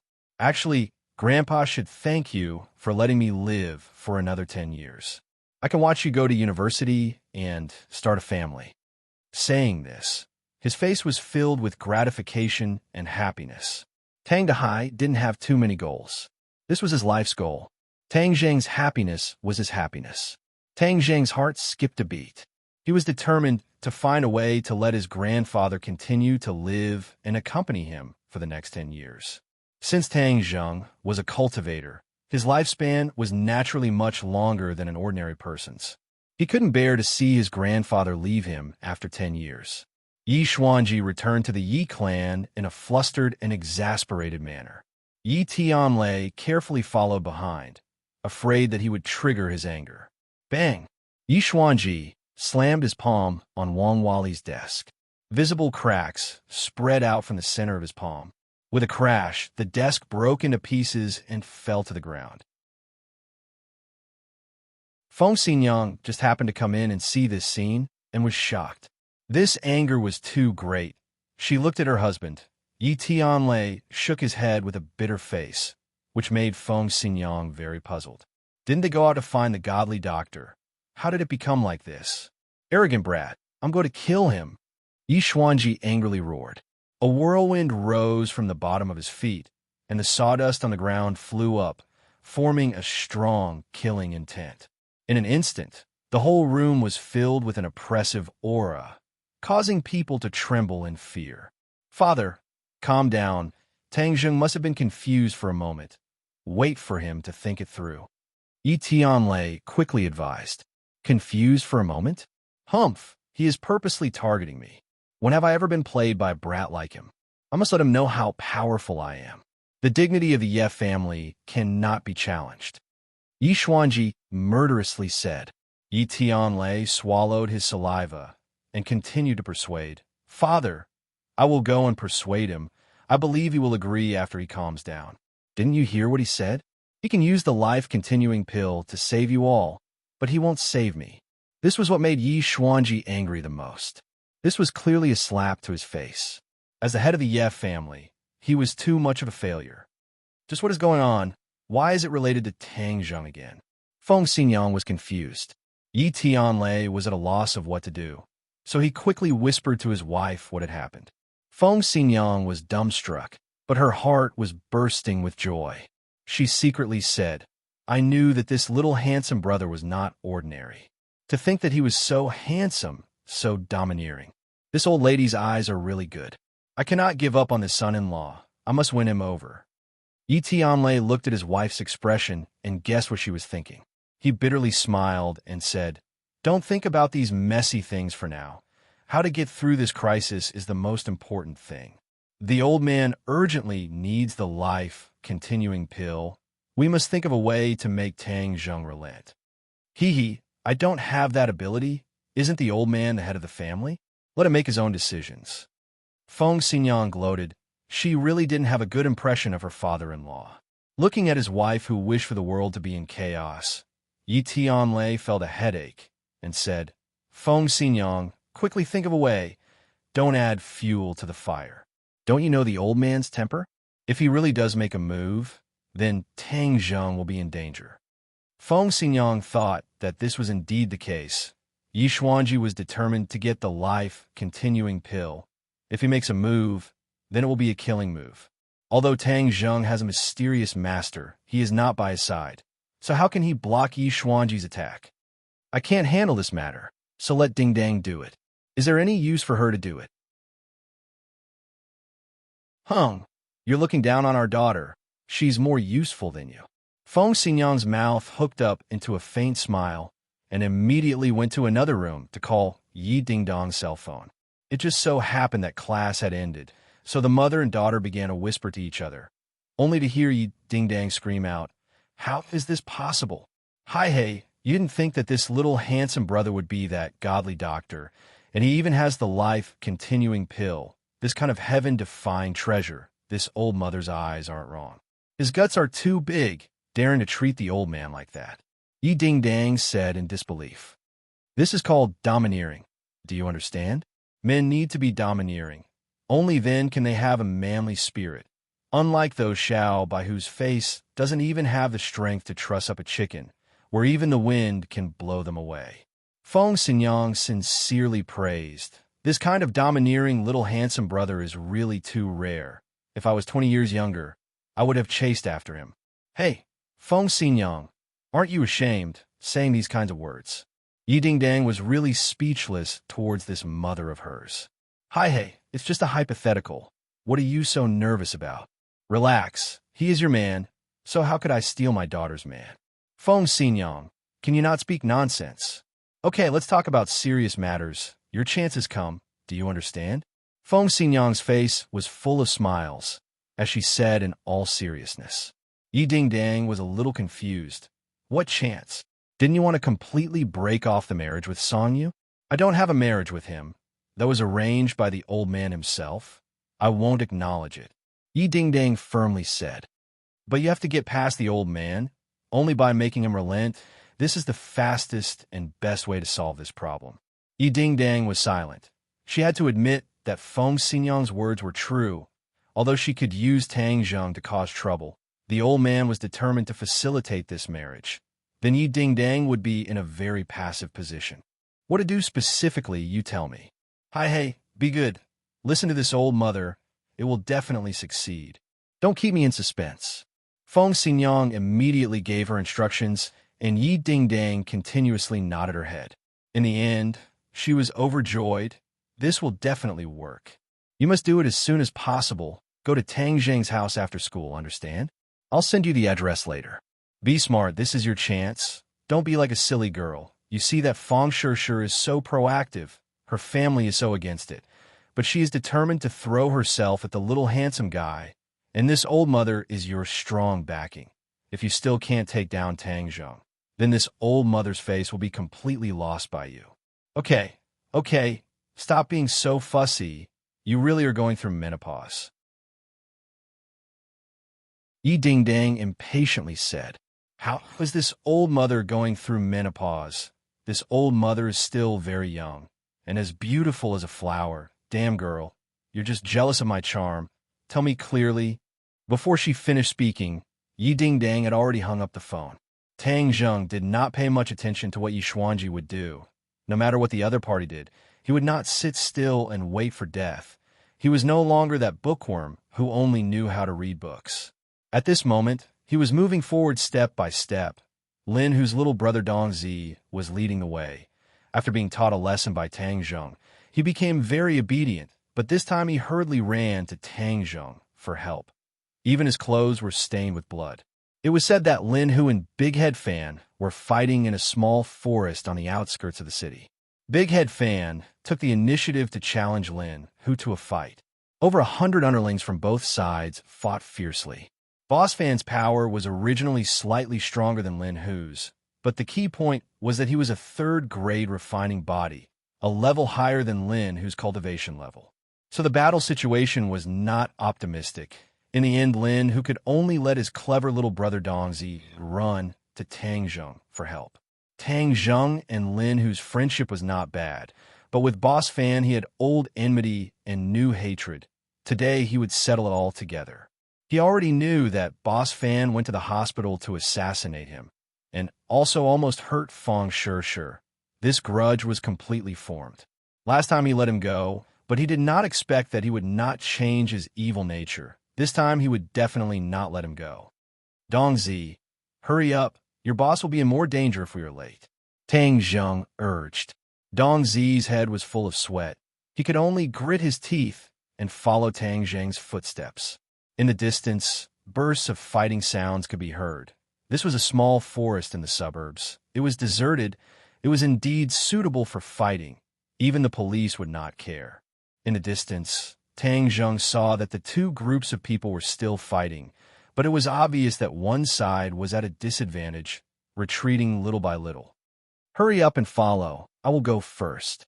Tang Zheng tiptoed, like a rabbit jumping like a falcon landing. In an instant, he was several meters away, causing Dong Zi to be speechless. Tang Zheng was as fast as lightning. In the blink of an eye, he arrived at the battlefield. Both sides were fighting with all their might. They did not even notice him. He frowned. The fighting on the streets was far crueler than he imagined.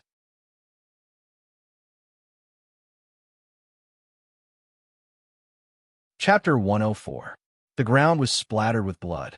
Severed arms were scattered on the ground, mixed with mud and weeds. The wounded were screaming on the side. This was the first time Tang Zheng had seen such a bloody scene, but he did not feel uncomfortable at all. Instead, his blood began to flow faster, and he felt a restless feeling. Sogu 360, his adrenaline was rapidly secreting, and his mind was highly focused. He swept his gaze around and locked onto his targets, Lin Hu and Boss Fan. At this moment, both of them were holding machetes in their hands, and the blades were stained with blood. Both of them had wounds on their bodies, but Lin Hu's injuries were clearly more serious. He was limping, and although he was doing his best to resist, he was already showing signs of decline. Boss Fan came down from above, and his machete fiercely chopped down. Lin Hu took advantage of the situation to lower his body and wanted to dodge, but Boss Fan laughed sinisterly. The momentum of his machete suddenly changed, and in a flash, he chopped towards Lin Hu's back. Lin Hu wanted to block with his machete, but it was already too late. Blood splattered everywhere, and Boss Fan's machete cut open a large wound on Lin Hu's back, causing his muscles to bulge. Lin Hu groaned in pain, but he did not sit still and wait for death. He took advantage of the situation to jump and narrowly avoided the opponent's attack. Looking at this dangerous scene, the little brother beside him couldn't help at all. He could only let out a roar of unwillingness. Not greater than Tang Zheng moved. His feet flashed, and he rushed past one of the men.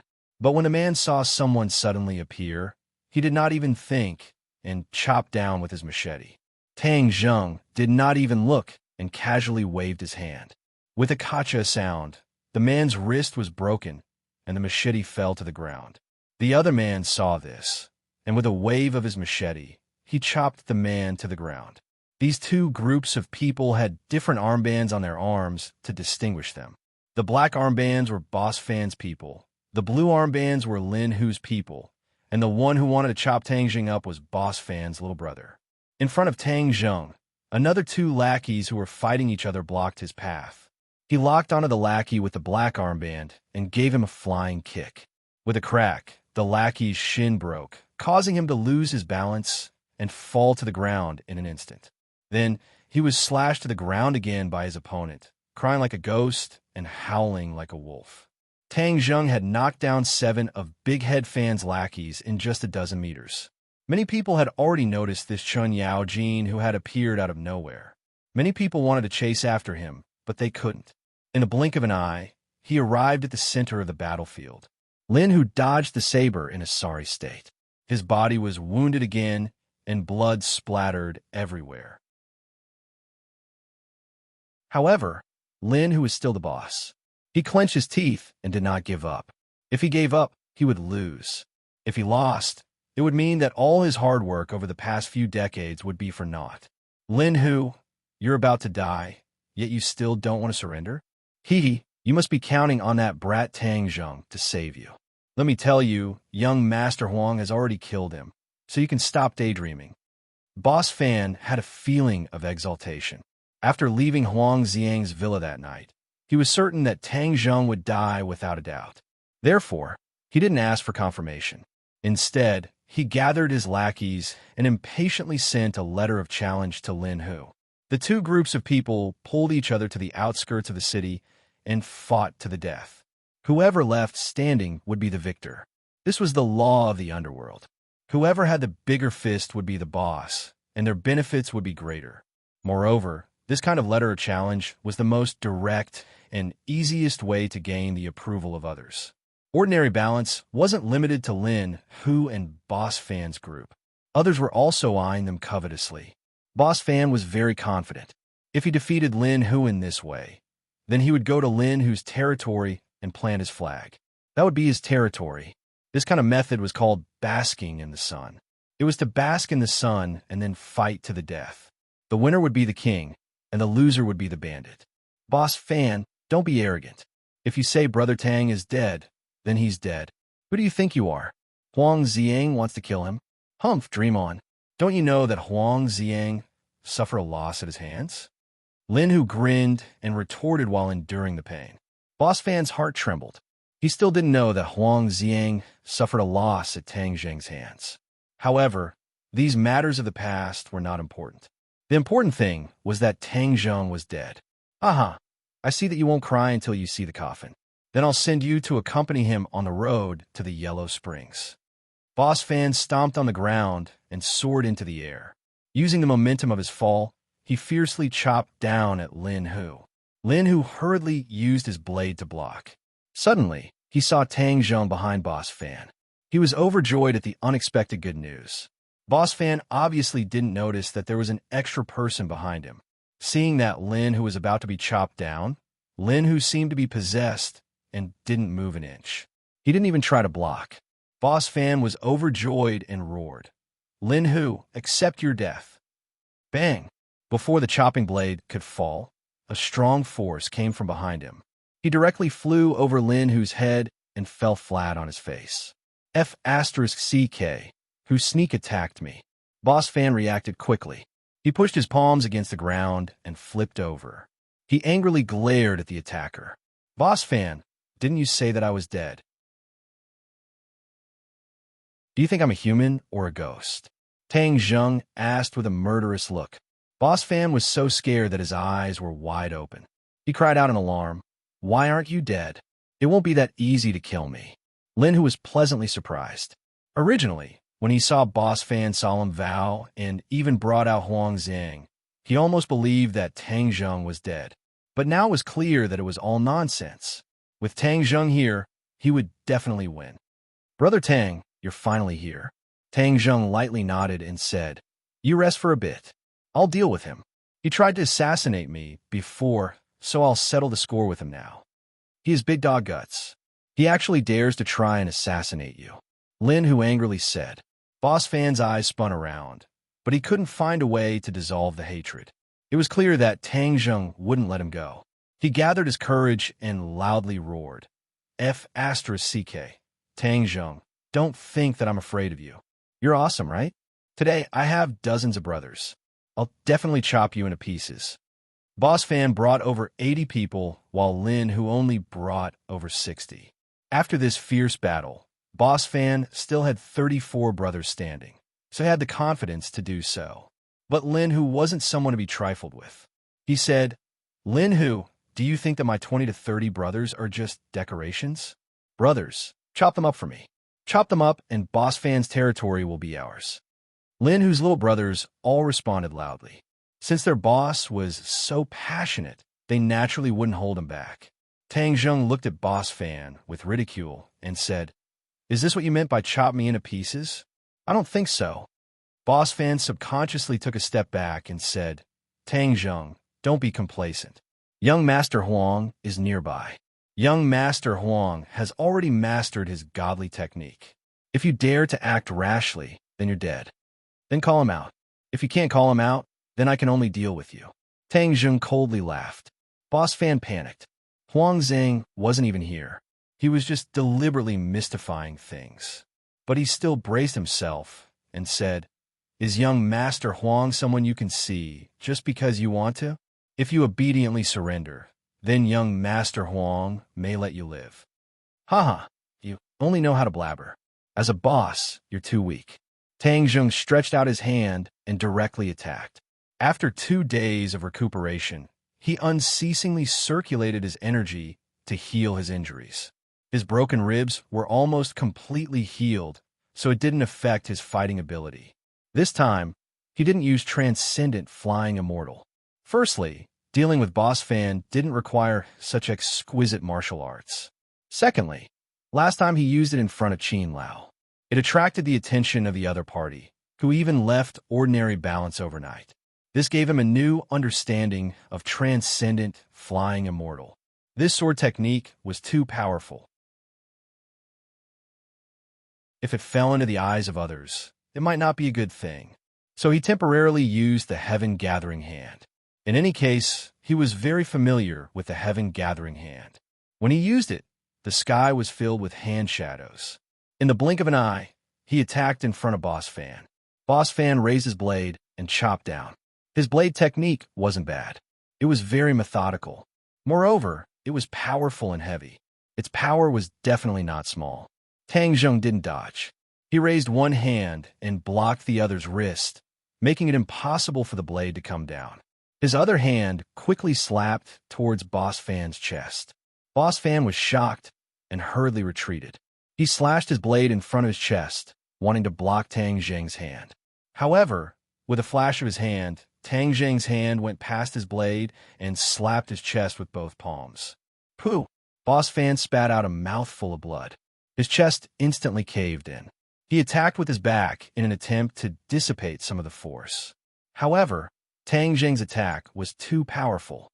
Even if he managed to dissipate some of the force, it still wasn't easy. Tang Jing easily dodged the blood. With a single step, he was beside Boss Fan. Boss Fan slashed his blade to the side, but found that the blade hit empty air.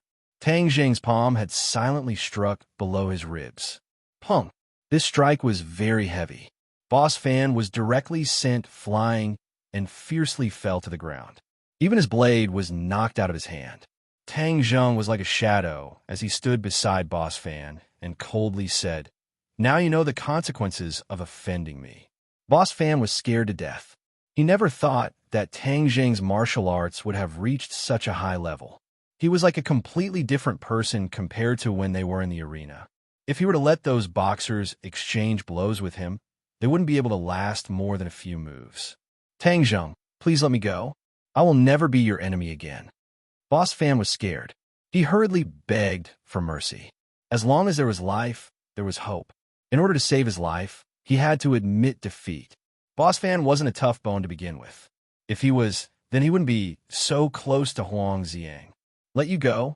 Have you ever thought of letting me go?" Tang Jing retorted. Boss Fan was at a loss for words. He had already gone to the hospital to assassinate Tang Jing. How could he ever think of letting him go? "I was blinded by lard. I'm not a person. I'm a bastard. I won't dare to do it again." Boss Fan slapped himself in the face, causing half of his face to immediately swell up. "Tang Jing, no, young Master Tang, let me go. I'll listen to you from now on. I'll do whatever you tell me to do. I'll be your dog. An untrained dog will bite its owner." Tang Jing bent down and picked up the blade. He raised his hand and swung it down.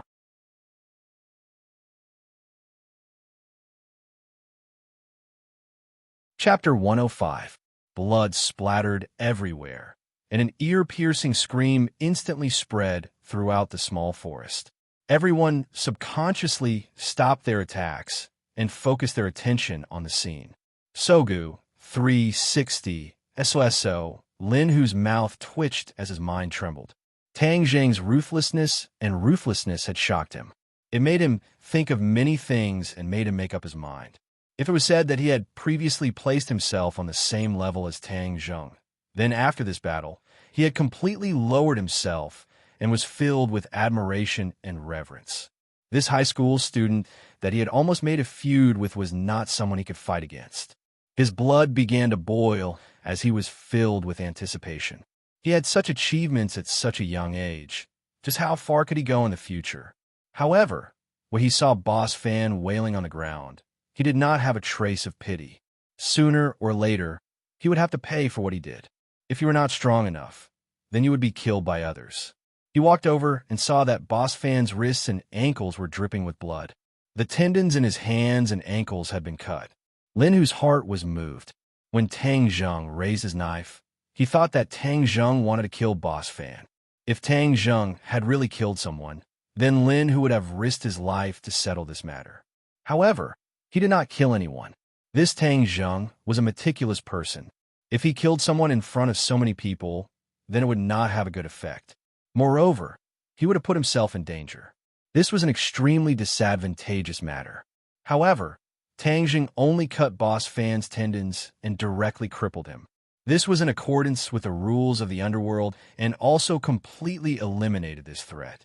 It was indeed the most suitable method. "Clean this up." Tang Jing threw away the knife and calmly said.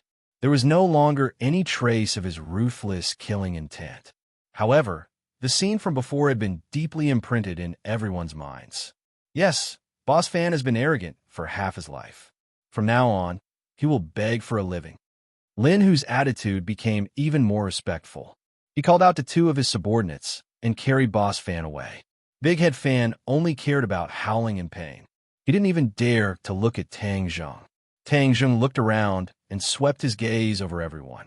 Everyone who met his gaze subconsciously lowered their heads, not daring to look him in the eye. Tang Jing's eyes were actually very calm, just like an ordinary high school student's. However, those who were looked at by him felt a burning sensation. A sense of pressure spontaneously rose from the bottom of their hearts. This was what it meant to be imposing. Imperceptibly, Tang Zheng had developed this kind of aura over time. Once it erupted, it was like the sun, making others unable to look at it directly. When Big Head Fan's underlings saw that their boss had been crippled, they all dropped their weapons and didn't dare to fight anymore. Without a doubt, Tang Zheng had single-handedly turned the tide of the battle. This was not a battle on the battlefield. This kind of street fight had a strong sense of heroism. Often, a suppressive expert could decide the outcome of a battle. Tang Zheng was very satisfied. He felt refreshed and said, "Brother Hu, I'm leaving. Young Master Tang, please wait a moment. We have won this battle. I will first send my underlings to Big Head Fan's territory to plant the flag. Can I invite you to my place to sit for a while?" Lin Hu respectfully invited. Moreover, he changed the way he addressed Tang Zheng. He no longer called him Brother Tang, but Young Master Tang. Tang Zheng nodded in agreement. "Young Master Tang, please don't call me Brother Hu in the future. It's too much for me. Just call me Huzi." Lin Hu took the initiative to show weakness. Tang Zheng hesitated for a moment. However, he understood the other's intentions and agreed. Lin Hu quickly arranged for his underlings to plant the flag and clean up the mess. Meanwhile, he and Tang Zheng sat in a car in the distance. Under everyone's gazes, they gradually drove away. While he drove, from time to time, he would look at his boss and Tang Zheng from the rearview mirror. When he had just arrived, he saw Tang Zheng's hand swing down and directly in the battle. One could imagine the shock in his heart. Thinking back to the time when he dared to be disrespectful to Tang Dahai, he simply ate a leopard's guts. He couldn't help but admire his boss's eyesight. "Young Master Tang, boss, we're here." Huazi stopped the car in front of Sheng Shi Bar and respectfully reported. Lin, who was the first to get off the car. Then he went around to Tang Zheng's side and took the initiative to open the car door. He slightly bowed. "Young Master Tang, please." Tang Zheng got off the car. He didn't feel uncomfortable at all. When other people faced this kind of situation, they would feel a little uneasy. However, Tang Zheng's calmness seemed to be innate. In the past, it was just hidden. Now it gradually broke out. Sheng Shi Bar. It was still the office on the second floor. This time, the one sitting at the head of the table was not Lin Hu but Tang Zheng. Tang Zheng glanced around. He still remembered that this was the office where he first met Lin Hu. Moreover, they had a big fight. With the passage of time, the conflict between the two has been completely resolved. Instead, it has become a closer relationship. "Young Master Tang, this time it was all thanks to your righteous help. Otherwise, I would have fallen. I, Lin Hu, will remember this kindness in my heart." Lin Hu's face was solemn as he said in a deep voice. Tang Zheng waved his hand and said, "It's nothing. Moreover, with our relationship, I can't just stand by and watch you die." Lin Hu's heart was happy. It seems that his position in the other's heart was not bad. So, he struck while the iron was hot. "Young Master Tang, I have a presumptuous request. Speak. You've also seen my property, so I want to transfer it to you." Lin Hu calmly said, without a trace of reluctance. Even Dong Zi, who was standing at the side, couldn't help but feel his eyelids jump. He was incomparably surprised. Tang Zheng looked at Lin Hu with astonishment. Although he did not know how many businesses Lin Hu had, he was certain that it was worth tens of millions. But he actually wanted to transfer it to Tang Zheng. This courage made Tang Zheng have a whole new level of respect for him. In this world, there were many people who were greedy for power and wealth. Those who dared to hand over their benefits to others were few and far between. However, Tang Zheng did not show too much of a reaction. He lightly said, "I don't have the money to accept your business. No, I'm giving it to young Master Tang. I don't need a single cent," Lin Hu resolutely said, as if he did not feel any heartache. Tang Zheng deeply looked at Lin Hu as if he wanted to re-examine him. "Why? Today my life was saved by young Master Tang. If you didn't act, I would have lost without a doubt. This business would also have been snatched away by Boss Fan." "And?"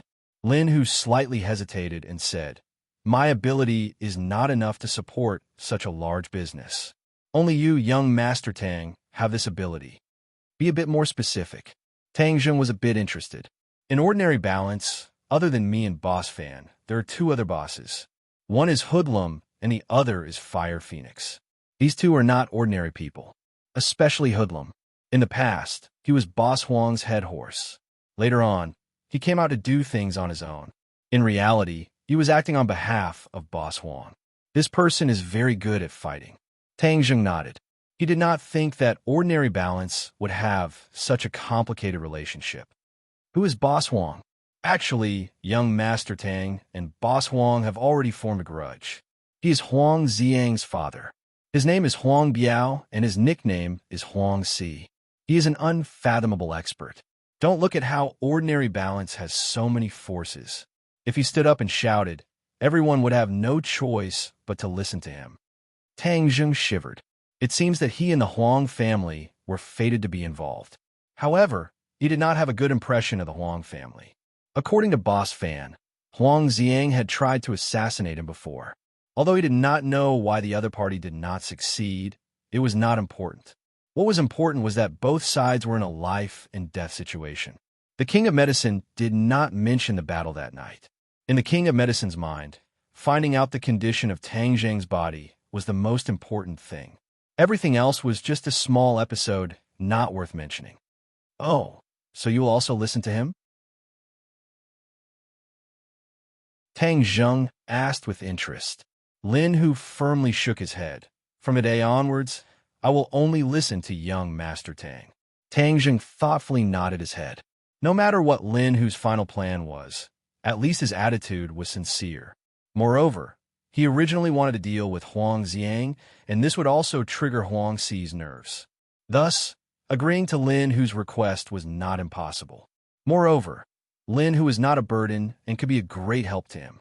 Huang Si was a deeply rooted local snake. If he wanted to overthrow him, it would not be as simple as killing his way to his door. In addition, his cultivation was definitely not as good as Huang Si's. Rashly killing his way to his door would be like throwing an egg at a rock. Tell me about this Hoodlum, Tang Zheng thoughtfully said. Hoodlum represents the interests of the Huang family and controls the most prosperous area in Ordinary Balance City. Moreover, this person is vicious and merciless. He dares to fight and fight. Back when he was Huang Si's horse, he was already famous for his bravery and loyalty to Huang Si. Otherwise, he would not have been chosen by Huang Si to be his spokesperson. Hoodlum has some business acumen, and the businesses under him are doing very well. He also has guts and dares to touch prostitution, gambling, and drugs. With Huang Si's protection, these few years he has been developing rapidly. If not for the fact that the northern part of the city is an old district and there is not much profit to be made, I'm afraid he would have already made a move on me. This Hoodlum was not simple. However, to dare touch prostitution, gambling, and drugs, he really had guts. This was especially true for drugs. This was the country's most severe crackdown on drugs, and of course, it was also the most profitable. Tang Zheng did not know much about the underworld. Since he would not be able to avoid it in the future, he might as well understand it. He then asked, "Then what is the situation of your businesses?" "I don't have many businesses. I only have baths and bars. However, I don't have as many resources as Hoodlum. Therefore, I only sell a bit of alcohol and raise a few girls. I also collect protection fees to earn money. I can't compare to Hoodlum. How come you don't touch drugs and gambling?" Lin Hu's face revealed a trace of sadness as he resolutely said, "I hate drugs. Back then, my wife died from drug addiction." Back then, I was doing pretty well. Although I wasn't the boss, I still had a bit of money, so I got married. After marriage, I was very happy. However, later on, my wife became addicted to drugs. She refused to change, and in the end, she died from drug addiction. Lin Hu gnashed his teeth as he said this. It seems that although this matter had passed for a long time, the scar in his heart was still very painful. Because of this, when I became the boss, I did not allow drugs to enter my businesses. Because of this, there were many fights. In the end, when others saw that I had made up my mind, no one dared to come to my businesses to sell drugs. It is also because of this that my businesses and profits can't compare to others.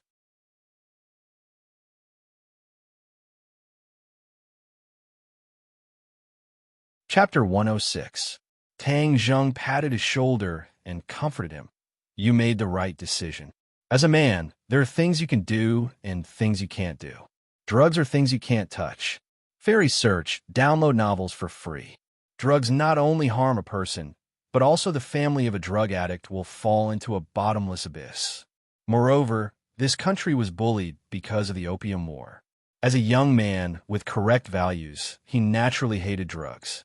Lin, who nodded, took a deep breath and tried to calm his mind as much as possible and said, if there is something, then there is something to be gained. It is also because of this reason that my place is rarely checked by the police, which saves me a lot of trouble. What about the casino? Tang Zheng still remembered the casino in the ordinary balance villa. Of course, he was also very clear about how terrifying the casino's ability to make money was. The casino needs a lot of money to back it up. My strength is not enough, so I can't play it. But in my territory, there are some small casinos. My little brothers also go to the casinos to collect protection fees, but they don't participate in the operation. Tang Zheng had a general understanding of Lin Hu's strength and said, what's the situation with that fire phoenix? This woman is not simple. She's in her 30s. When she was in her teens, she came out as a delinquent girl. She dared to fight and later married her own boss. But this boss did not live long and was hacked to death. Fire Phoenix took over his position. Originally, I thought that she would not be able to protect me. The others were all eyeing her territory covetously, but in the end, she miraculously survived. These years, she has also stabilized. Her strength is even a bit stronger than mine. Oh, why do I feel that among these bosses, you are the most miserable? Tang Zheng laughed involuntarily. Lin, who wasn't embarrassed at all, and directly nodded his head in acknowledgement. That is indeed the case. The northern part of the city is an old part of the city, so there is very little profit to be had. Moreover, I have put so many shackles on myself, so this little brother really hasn't enjoyed much with me. Boss, we are all willing to follow you. It is not just for the money. Dongzi stood up and said with righteous indignation. Lin, who smiled and gestured for Dongzi to sit down, saying, I understand your thoughts, so I am very grateful to you. Now you understand why I was interested in the profits from the junkyard. Tang Zheng expressed his understanding and said, since we have already formed a grudge with Huang Si, then we have to weaken his strength as much as possible. This time you also snatched away Boss Fan's territory, so your strength has increased greatly. This will also attract their attention, so our current target is Hoodlum. He is Huang Si's hand, so we have to cut off his hand. Lin, who excitedly nodded his head. That's also what I was thinking. If we were to directly face Huang Si, our chances of victory would not be high. But Hoodlum is not like Boss Fan. This person has a brain, and his strength is not bad. He is far from being as easy to deal with as Boss Fan. Moreover, I just fought with Boss Fan, so it will definitely attract the attention of the police, so I have to stay low for a while. Then let's stop on the surface and make preparations in secret to avoid being caught off guard when the time comes. Also, what is the relationship between Fire Phoenix and Huang Si? Fire Phoenix obviously respects Huang Si on the surface, but a woman's heart is like a needle at the bottom of the sea. What exactly is she thinking in her heart? No one knows. Could it be that young Master Tang wants to ally with Fire Phoenix to deal with Hoodlum? This will not be easy. Fire Phoenix is more cautious and will not easily make a move. Who hacked her husband to death? This I do not know. Her husband was also a fierce person. The year before Huang Si retreated to the background, he often went against Huang Si. Oh, Tang Zheng's eyes lit up. Then could his death have been caused by Huang Si? This is hard to say. There is no evidence. Hey, so what if there is no evidence? The key is to believe in this point. I believe that Fire Phoenix also has a scale in her heart. It is just that she is not Huang Si's opponent, so she does not dare to show it. You go and get in touch with Fire Phoenix and probe her thoughts. If we can ally with her, then our chances of victory will be much higher. Tang Zheng arranged. Lin Hu agreed. Now that his territory was larger than Fire Phoenix's, Fire Phoenix would feel a sense of danger. Perhaps there really was a possibility of them working together. Okay, we will stop here for today. If you have any news, then let me know. Properly manage your territory. Tang Zheng stood up and prepared to leave. Young Master Tang, this is your territory. Lin, who corrected him. Tang Zheng gave an enigmatic smile and said, there is no need to give it to me. This place was taken down by your blade and gun. Moreover, I'm a student and not someone from the underworld. I will not take your territory. However, our goals are the same. If you need any help, I will lend you a hand. Tang Zheng was a cultivator, and his vision was not small. How could he possibly care about the ordinary balance underworld benefits? His top priority was to raise his cultivation level, and he could not possibly place his focus on the underworld's fighting and killing. In addition, if his grandfather knew that he was deeply involved with the underworld, he would also be worried. Lin, who watched as Tang Zheng disappeared through the door and did not come back to his senses. This was an opportunity to hand over to him, but he was unexpectedly not moved. Lin, who really could not see through Tang Zheng. Boss, how could he refuse? Are we still going to listen to him? Dong Zi asked in disbelief. Lin, who firmly said, of course we will listen to him. Although he does not want it, I will still help him guard this property. He is equivalent to our boss behind the scenes. At any time, as long as he gives the order, I will hand it over to him. Lin, who knew that Tang Zheng's vision was no longer limited to this city. Although he did not know the other specific thoughts, following him may allow him to see scenery that he did not even dare to imagine before. When Tang Zheng returned home, the sky had already darkened. From afar, he could see two slender figures standing in front of the door. Compared to the small house, they formed a completely different scenery. Passers-by all turned to look at them. These two people were truly too beautiful, like two pearls. Quickly walking over, the two people had already come to greet him. Fang Shishir was like a dancing butterfly as she flew towards Tang Zheng. Tang Zheng held her in his arms, feeling the breathtaking softness. He patted her back and asked, why did you two come? I came to see you. Why did you run out? You should be at home recuperating. Fang Shishir said with concern. I'm already fine, so I went out for a walk to get some fresh air. Tang Zheng moved his muscles to show off. Injured muscles and bones take 100 days to recover. This is a big matter and cannot be taken lightly. But if your body is better, you won't have to miss this week's monthly exam. Monthly exam? Tang Zheng was shocked.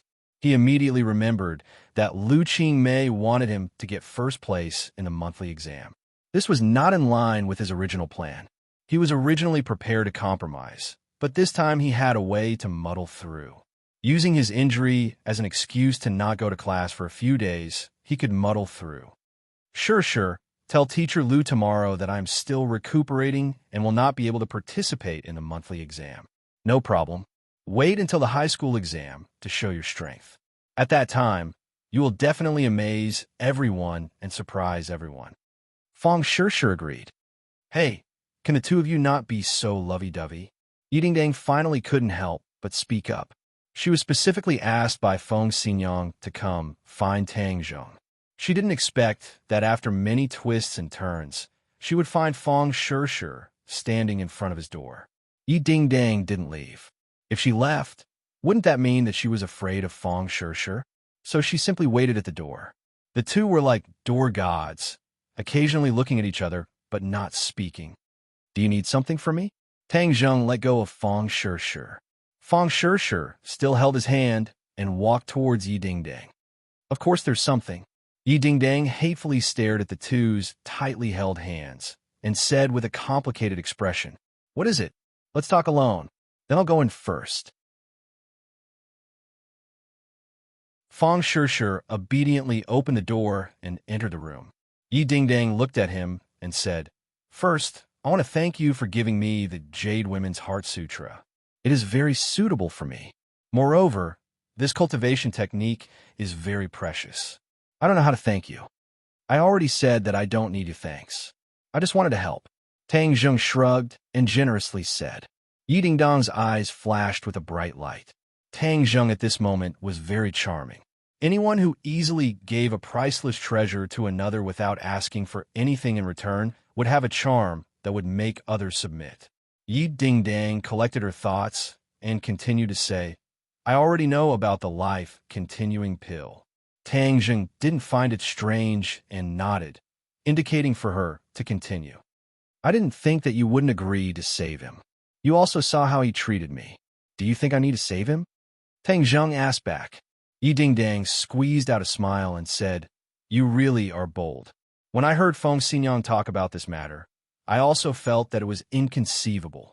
But I really admire your style. You flatter me. I don't have any big principles, but I still have some small principles. Do you know that the old man is very angry? In these past years, no one has ever dared to treat him like this. People always have to experience their first time. Seeing his serious appearance, Yi Dingdang couldn't help but laugh. I really admire you. You didn't come today just to express your admiration, right? Tang Zheng calmly asked. Don't you know that you are already in danger? Yi Dingdang decided not to talk about her own matters and prepared to test Tang Zheng's reaction. I have never been safe, but I still have a bit of ability to protect myself, so I won't die for now. But this time is different from before. The old man is a 9th grade natal stage cultivator. This is already very frightening. You are not his opponent. Tang Zheng faintly smiled and said, It seems like he really wants to kill and steal. All right, then I will wait for him. Are you stupid, or are you really not afraid of death? Yi Dingdang rolled her eyes at him. Everyone is afraid of death, so how can I not be afraid of death? But since he wants to kill, I can't just sit and wait for death. Hey, you really are daring. But since you gave me the Jade Women's Heart Sutra, I will give you a clear path to resolve this crisis. Oh, so kind? Of course I am kind. I have always been kind. Don't you know? Yi Dingdang somewhat playfully said. Then I'm all ears.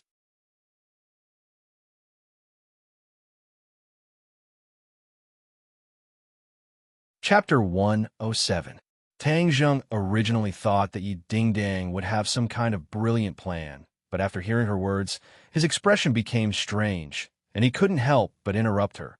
Is your plan for yourself or for me? Yi Dingdang raised her head, revealing her snow-white neck. Her body under the school uniform was especially tall, making Tang Zheng involuntarily think of the time when they shared the same bed. Sogu, 360. So search JDXS to download novels for free. Yi Dingdang clearly didn't notice Tang Zheng's bad intentions and righteously said, Of course I'm doing this for you. How could it be for myself? Saying this, her eyes flashed, but she felt a bit guilty and silently cursed. Feng Xinyang, all of this was your plan, but you want me to carry it out. Shouldn't you be the one saying it as the mother? Humph.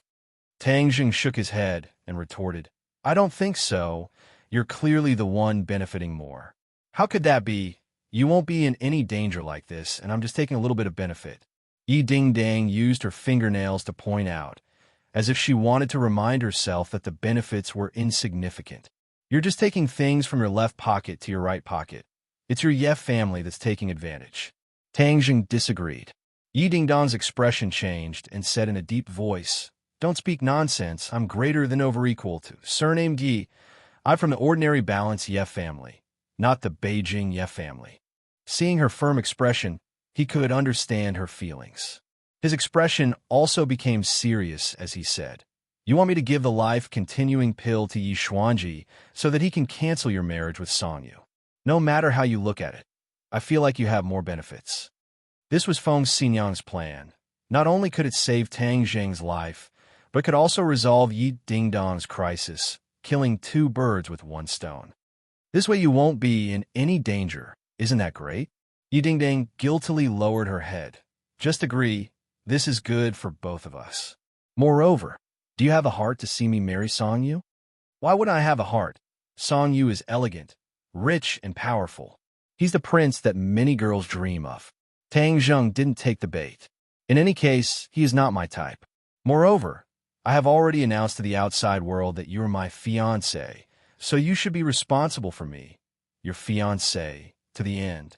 Yi Dingdang hardened her heart and loudly said, Shoo, lower your voice. I said this to help you, but everyone knows it's fake. Tang Zheng looked into the room, not knowing if Feng sure heard.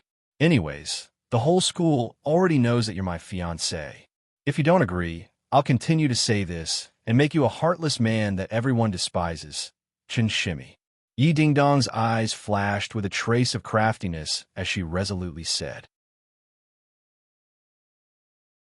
Originally, Feng Xinyang wanted her to act gentle, but Yi Dingdang clearly didn't follow the script and returned to her original nature, directly threatening him. Tang Zheng was speechless. Why was this Yi Dingdang pestering him endlessly? Of course he was not afraid of being scolded behind his back, as it was just a false rumor, but he was worried that Feng Shishir would be troubled. To be honest, he really didn't want to bother with Yi Xuanji, since his life and death had nothing to do with him. Brat, don't you want a 300-year-old ginseng to refine a spirit-gathering pill? Yi Xuanji definitely has a way to get it, so add this condition to it. This girl is right, you're not Yi Xuanji's opponent right now, so there's no need to make such a strong enemy. Moreover, you can deepen your relationship with this girl, which will be more beneficial for you to take her down in the future. You can't just give this girl to Songyu. Tian Chanzi once again joined in. Ginseng. Tang Zheng's eyes lit up. That's right, I have no way to find this ingredient, but Yi Xuanji definitely has a way. Your top priority is to refine a spirit-gathering pill to increase your cultivation. Something like the life-continuing pill, other people treat it as a priceless treasure, but it doesn't have much use for you. Why don't you use it to exchange for something useful to you? Moreover, if others know that you don't have it, they won't have any ideas about you. This is killing two birds with one stone. Tian Chanzi analyzed. He had to admit that sometimes Tang Zheng's perspective was still lacking, and the experienced and astute Tian Chanzi just happened to make up for this. Seeing Tang Zheng hesitate, Yi Dingdang was also very nervous. If Tang Zheng didn't agree, then she would be in trouble, so she anxiously asked, "Do you agree or not?" "Okay, I agree, but I have a condition." "What condition?" Yi Dingdang was overjoyed, but her heart became nervous. "You wouldn't ask for something excessive, right? If he did, what would I do?" "I need a 300-year-old ginseng. Tell him to prepare it." 300-year-old ginseng. Yi Dingdang breathed a sigh of relief, but she couldn't help but feel a little disappointed. "What do you need that for?" "You don't have to worry about that. Just go back and tell him to decide for himself." "Okay, I'll keep it in mind. You can't go back on your words." Yi Dingdang believed that the old man would agree. After all, this was related to his life, but she was most afraid that Tang Zheng would go back on his words. A gentleman's word cannot be taken back. Tang Zheng's answer was resolute and decisive. Yi Dingdang curled her lips and criticized in her heart. He didn't know how to be modest at all, and still called himself a gentleman. "If there's nothing else, I'll go in." "What? Can't wait to see your lover," Yi Dingdang teased, but there was a hint of jealousy in her voice. "Yes, so forgive me for not seeing you out." Tang Zheng went in, leaving Yi Dingdang stomping her feet and muttering, "Humph, I don't want to stand here. Are you done?" Feng Shishir saw him come in and quickly went to welcome him. "I want to cook for you. How do I do this?" She awkwardly and anxiously pointed at the rice cooker. "Sorry, I've never cooked before, so I don't know how to do it. Am I stupid?" Feng Shishir lowered her head in embarrassment. Tang Zheng's head warmed as he said, "You're so smart. How can you be stupid? It's just that you haven't come into contact with it before." This kind of rich young miss was willing to cook for him. If he said that he wasn't moved, then he would be lying. "Then I'll start learning from today. I believe that I can also make delicious food." Feng Shishir smiled, revealing two shallow dimples. "Okay, I'll teach you. Now don't move and watch me do it." Tang Zheng rolled up his sleeves and moved quickly. He washed the rice, washed the pot, and then used the rice cooker to cook the rice. Then he began to wash and cut the vegetables. There was a series of ding-ding-ding sounds. The crisp sound of the kitchen knife cutting on the chopping board was like a piece of music, very rhythmic and charming. "Let me try." Feng Shishir was eager to try. "Be careful. This knife is very sharp." Feng Shishir held the knife and cut the vegetables like he did, but she didn't have the ease he had. The ingredients she cut were all big and small. "It's always like this for the first time. Just do it more often," Tang Zheng encouraged. Feng Shishir nodded and gritted her teeth. Suddenly, the kitchen knife slipped and she cried out in pain. Her finger was cut and blood flowed out. She immediately frowned in pain. Tang Zheng hurriedly grabbed her hand and looked at it. Her finger had been cut open. He put her finger into his mouth with heartache, wanting to suck the blood away. This was a subconscious action because he used to do this. But Fang Shishir was stunned to see her finger in Tang Zheng's mouth. She immediately blushed, but she didn't stop him. Her heart was warm. Put a Band-Aid on it. Does it still hurt? Tang Zheng asked softly. Fang Shishir gently shook her head, looked at him with shining eyes, and whispered, "It doesn't hurt." "It doesn't hurt? You were screaming just now." "It hurt just now, but it doesn't hurt now." Fang Shishir showed a charming smile. "How can it be so fast, silly girl?" Tang Zheng put on the Band-Aid. Seeing that she was still looking at him, he touched his face and asked, "Is there a flower on my face?" Fang Shishir didn't answer him, but expressed her feelings with practical actions. She hugged his neck, raised her head, and kissed his lips. Since the beauty took the initiative to throw herself into his arms, Tang Zheng naturally would not reject her. He tightly embraced her slender waist and passionately kissed her. The two people's rapid breathing caused the temperature in the room to rise. Tang Zheng's hands began to move.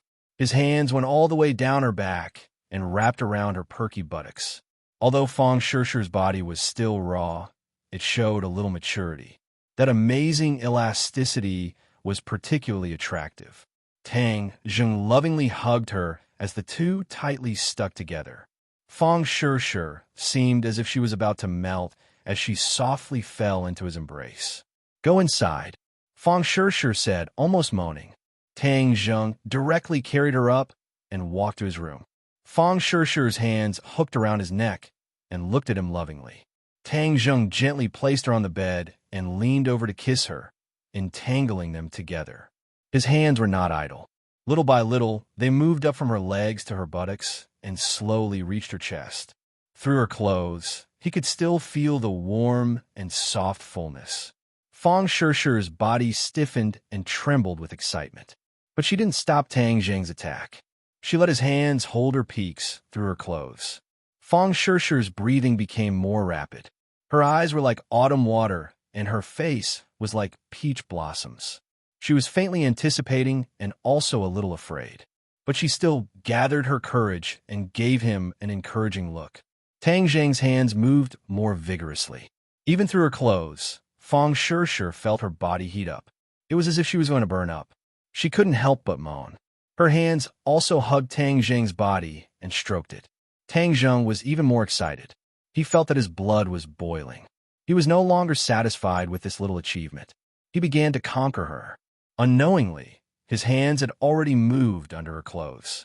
Her skin was white and delicate, like mutton fat jade. When his fingers touched it, her body trembled slightly. His big hands quickly moved up and touched her underwear. Then he quickly moved in. The underwear wrapped his hands tightly, but it made the contact between his hands and her skin even more intimate. Tang Zheng's hands were stuffed. They were soft and delicate, making his heart burn more and more. Even his eyes were about to spit fire.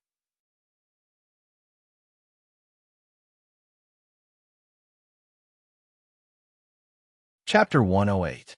Both parties had already read the latest chapter.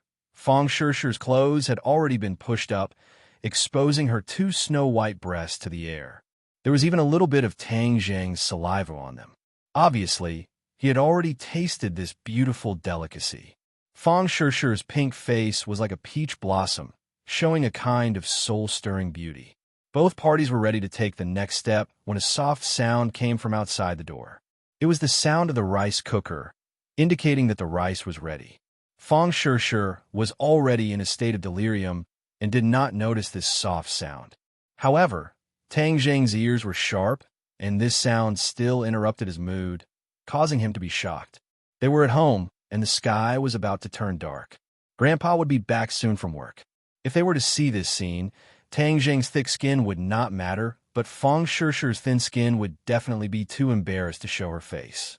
He stopped abruptly, but Fang Shishir was still immersed in it.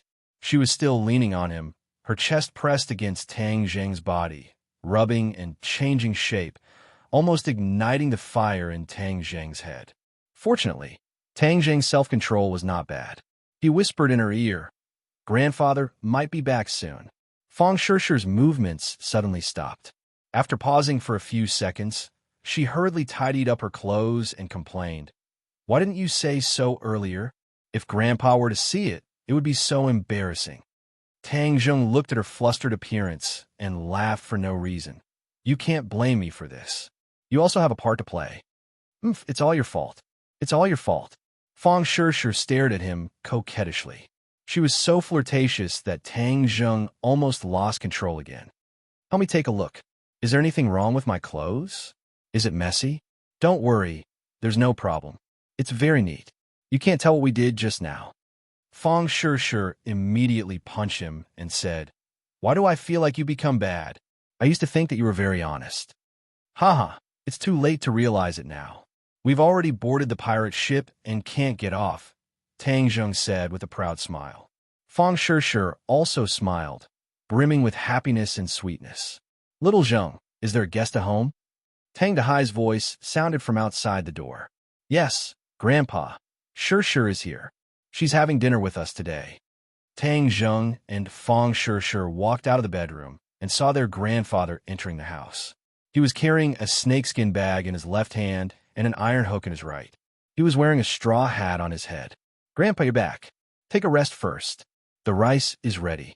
We can eat after we stir-fry the vegetables."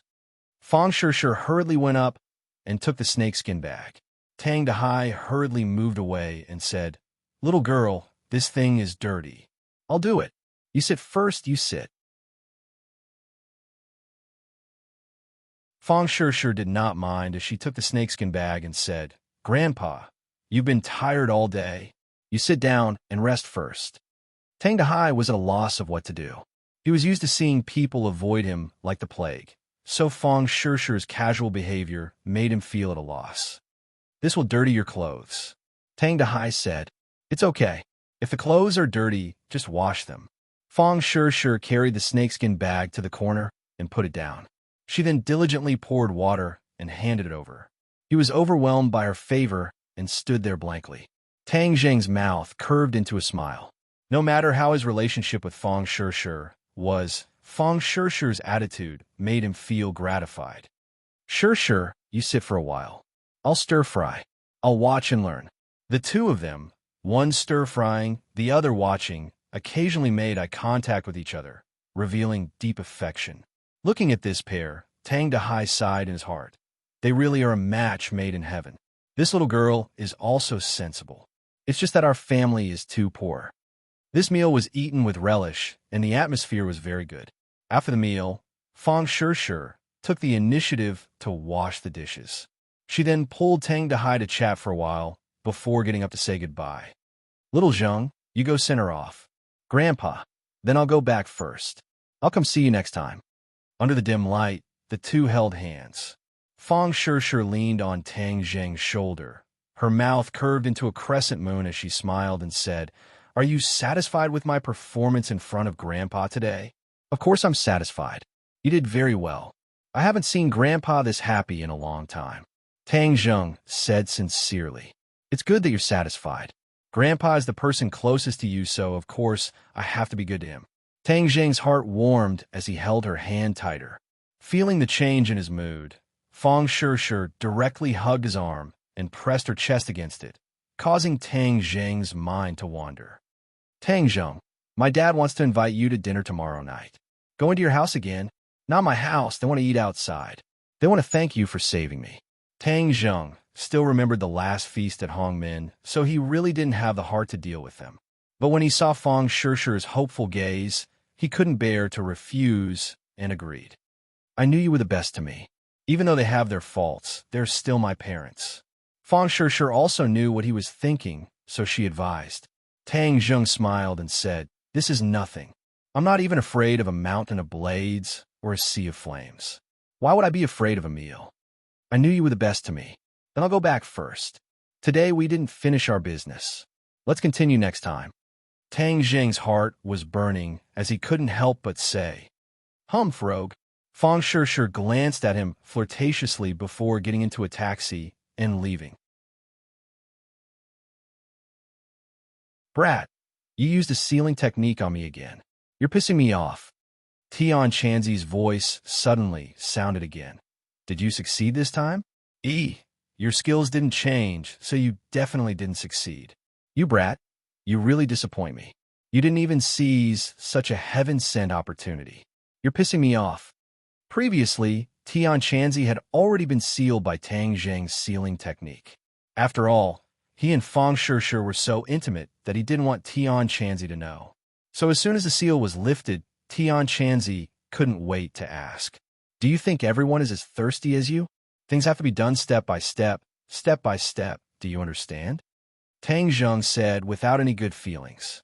I think you're an idiot. You brat, don't tell me you have a problem in that area. That's why you dilly-dallied for so long. Tian Chanzi maliciously guessed. You're the one with the problem.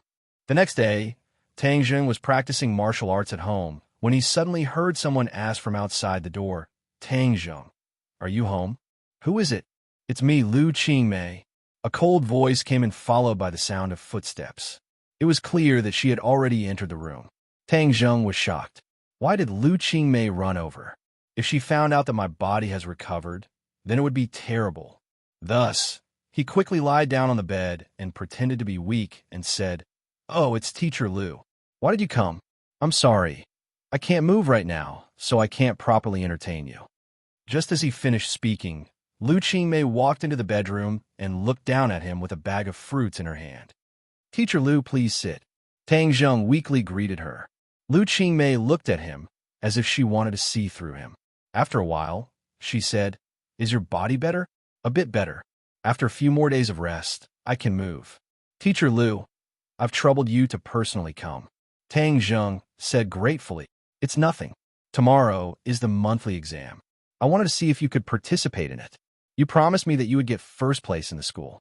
Lu Qingmei said straightforwardly. Tang Zheng had a headache. This woman really didn't forget about this matter. He could only pretend to be regretful and said, Teacher Lu, you've also seen my condition. I really can't go to school. His face cooperated with her to make a regretful expression.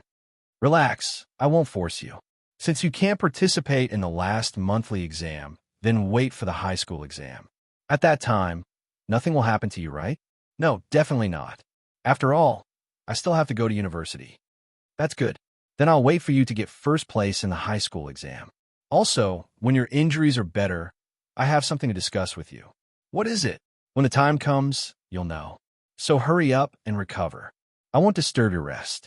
Lu Qingmei put down the fruits and left under Tang Zheng's suspicious gaze.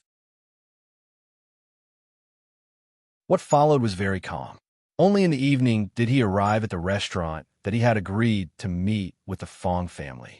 It was a very high-class Chinese restaurant and was very majestic. Tang Zheng was led by the waiter to a private room that was already reserved.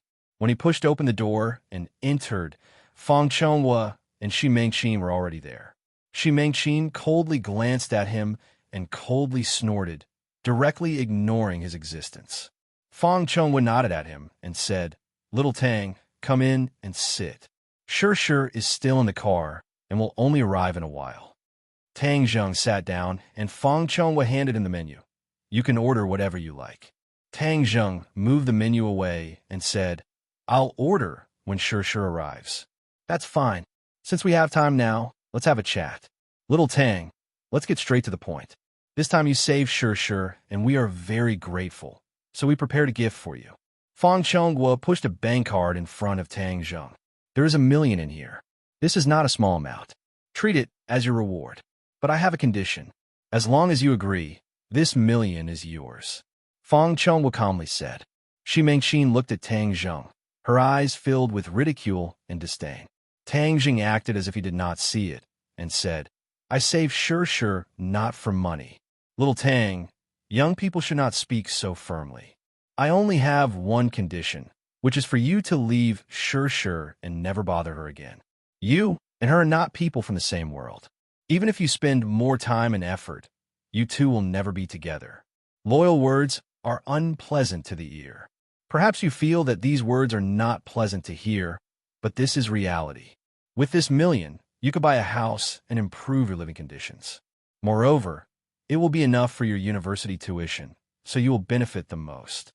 Tang Zheng stared at Fang Chonghua and said, You want to use money to bribe me and make me leave? Sure.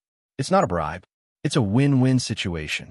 Fang Chonghua was willing to use money to pave the way. He originally wanted to send Fang Shishir out of the country after the high school exams, so that the two of them would not have a chance. But now it seemed that the two of them were developing out of control, so he used money to smash Tang Zheng.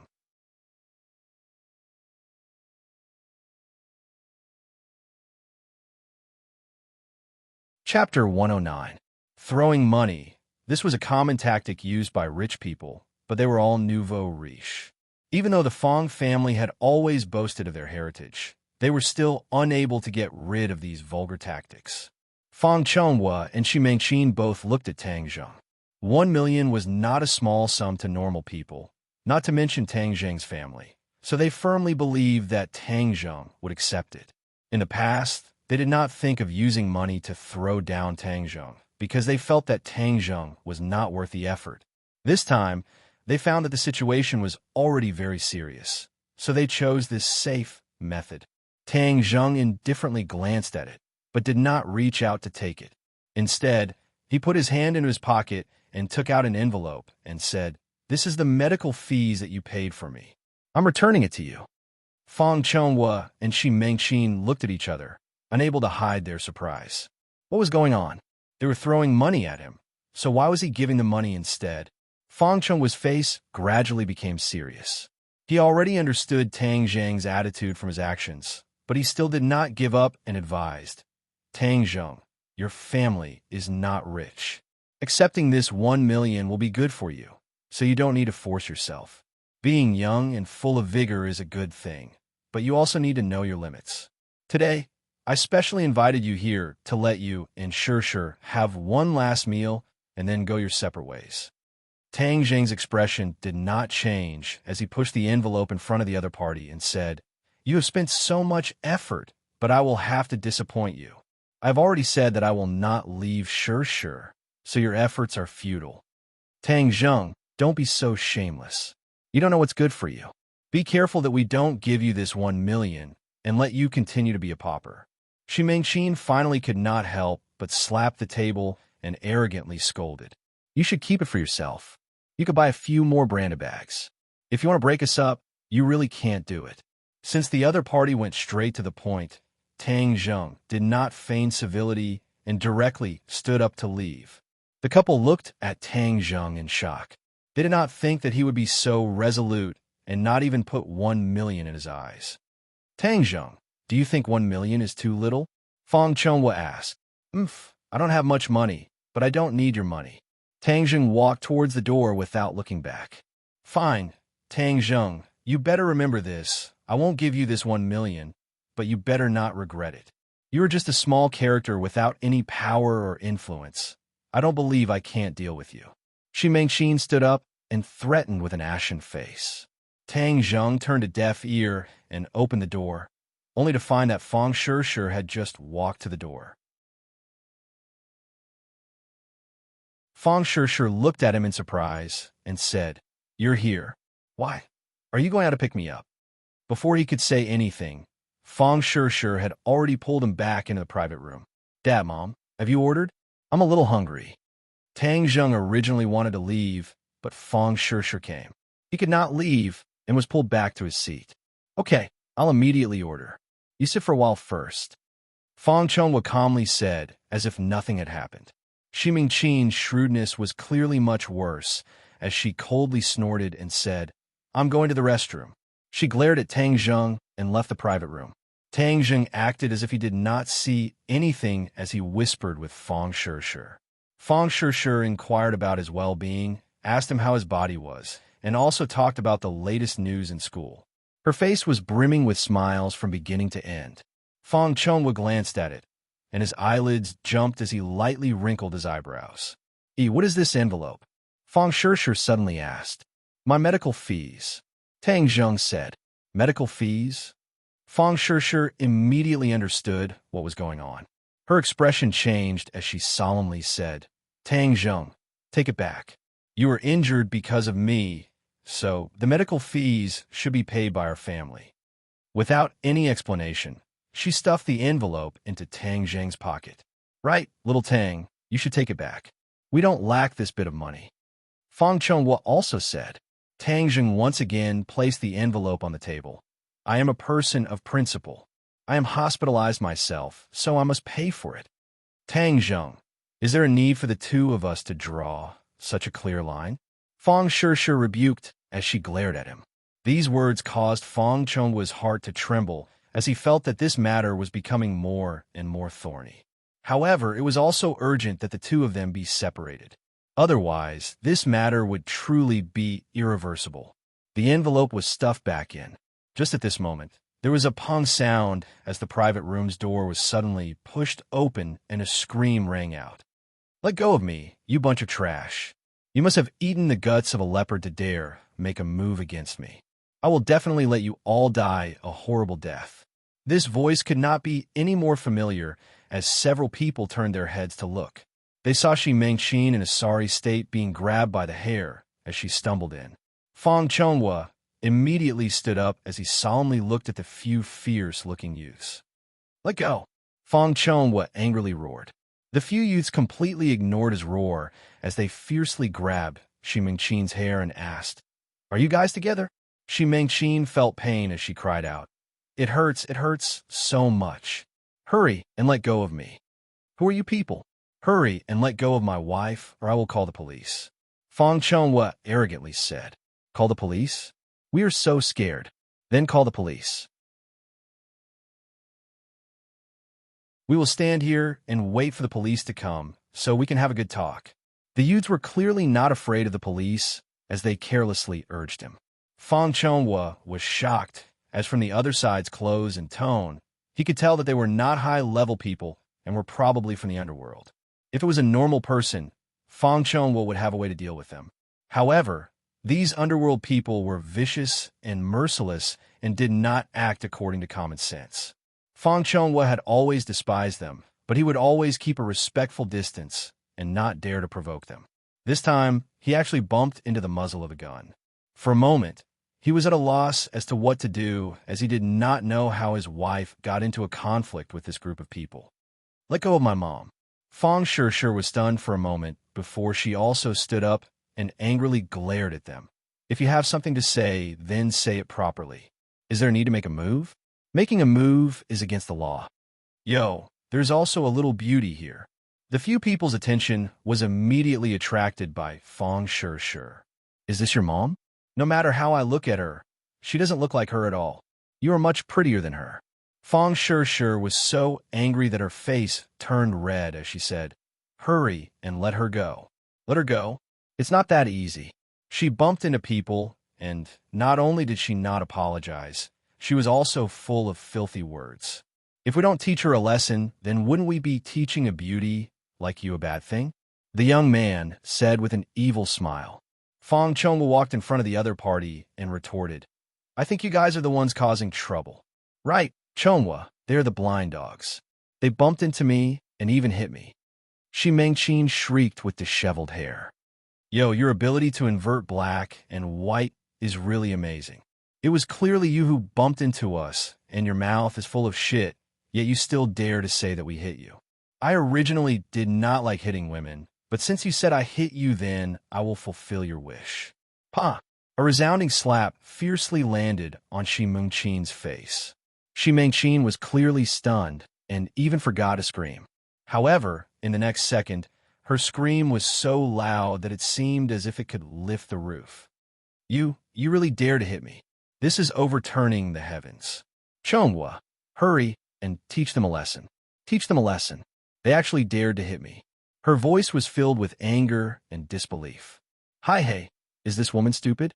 Does she really think that she is the heavenly emperor and can do whatever she wants in this ordinary balance?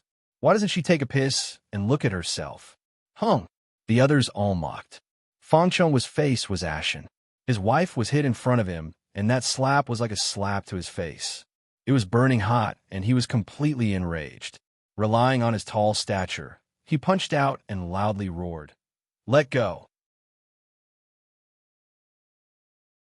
Okay, since you want to make a move, then we brothers will accompany you to play. The young man released Shi Mengqin and walked up to Fang Chonghua. Although Fang Chonghua was taller than the other, he lived like a prince, so how could he be the other's opponent? After being punched in the stomach, he hugged his stomach and squatted down, his face becoming the color of pig liver. Haha, nice to look at, but useless. So he was just an idiot. The others all began to laugh. Shi Mengqin hid to the side, shivering. Don't look at how high and mighty she was normally. Seeing this scene, she immediately realized that something was wrong. That kind of high and mighty attitude was useful against others, but it was completely useless against these young men who used their fists to speak. Seeing the other party smile at her, she was so scared that she actually retreated a few steps, knocking into the table. Hi, hey, now you know fear? If you had apologized earlier, wouldn't all of this have happened? The few people stepped closer. Shi Mengqin was truly panicking. Suddenly, Fang Shishir bravely stepped forward and stood in front of her. She fearlessly glared at the few people and said, "You are not allowed to harm my mother. Little beauty, your guts are quite big. You are much stronger than your parents." The young man laughed. "But if you do something wrong, then you must be punished. Just now, she didn't just curse me with 1 or 2 sentences. How can 1 slap be enough? 2 more slaps, and then this matter will be considered over. If you want to harm my mother, then I will fight it out with you." Fang Shishir did not shrink back. "Then I can only ruthlessly destroy the flower. You are not allowed to touch my daughter." Fang Chonghua stood up and staggered in front of the door. At this moment, even though his heart was filled with fear, he still had the instinct to protect his family. "You're not our opponent. Obediently stand to the side." The young man pushed Fang Chonghua aside and extended his hand to grab Fang Shishir. Tang Zheng had been quietly observing the situation. In truth, he believed the other party's words. With Shi Mengqin's arrogant personality, this conflict was most likely caused by her. Ever since he came into contact with Lin Hu, he gradually realized that the people of the underworld were not completely unreasonable. Thus, he deliberately remained calm and collected to see how the situation would develop. Perhaps he harbored some evil thoughts and wanted to see this couple make a fool of themselves. However, Fang Shishir's performance was out of his expectations. The usually gentle girl was actually not afraid of such an enemy and even dared to confront them. Seeing the other party attack Fang Shishir, Tang Zheng knew that he could not continue to quietly observe the situation. Thus, he stood up.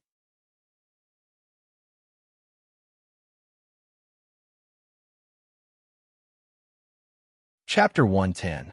Fang Shishir was actually afraid, but there were some things that had to be done even if one was afraid, such as protecting one's family.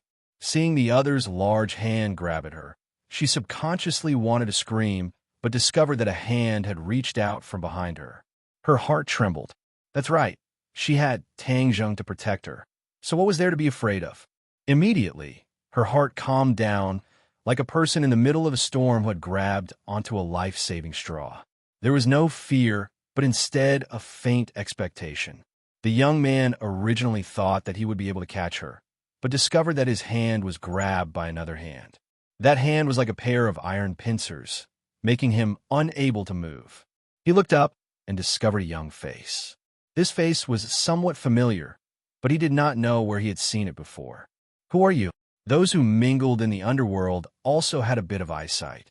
From Tang Zheng's iron pincer-like hand, they could determine that the other party was not like Fang Chonghua, who was only good for looking but useless. "If you want to talk, then talk. Why are you making a move?" Tang Zheng reprimanded. "Who do you think you are?" The other party's face flushed red as he angrily said. Tang Zheng coldly smiled as his hand exerted force, causing the other party to cry out miserably as the veins on his forehead popped out. Upon seeing this, the other youths became restless as they loudly roared. "Let him go." Greater than or equal to Tang Zheng swept his eyes over the other party, but no one dared to make a move. Fang Chonghua looked at Tang Zheng in shock, as he never thought that he would have such a move. It seems like his previous investigation was not thorough enough, as he actually knew martial arts. Shi Mengqin's eyes lit up as her spirit was instantly restored. She arrogantly shouted, "Tang Zheng, Teach them a lesson for me, and let them know my strength. Tang Zheng did not move, but he felt Fang Shishir tug on his clothes from behind. He turned his head and smiled at her. Relax, no one can hurt you. Fang Shishir sweetly smiled as she happily nodded her head, feeling especially safe. Women needed a sense of security, and Tang Zheng was undoubtedly someone who could give others a sense of security, especially at this critical moment. Shi Mengqin, seeing that she was ignored, flew into a rage. Tang Zheng, did you hear what I said?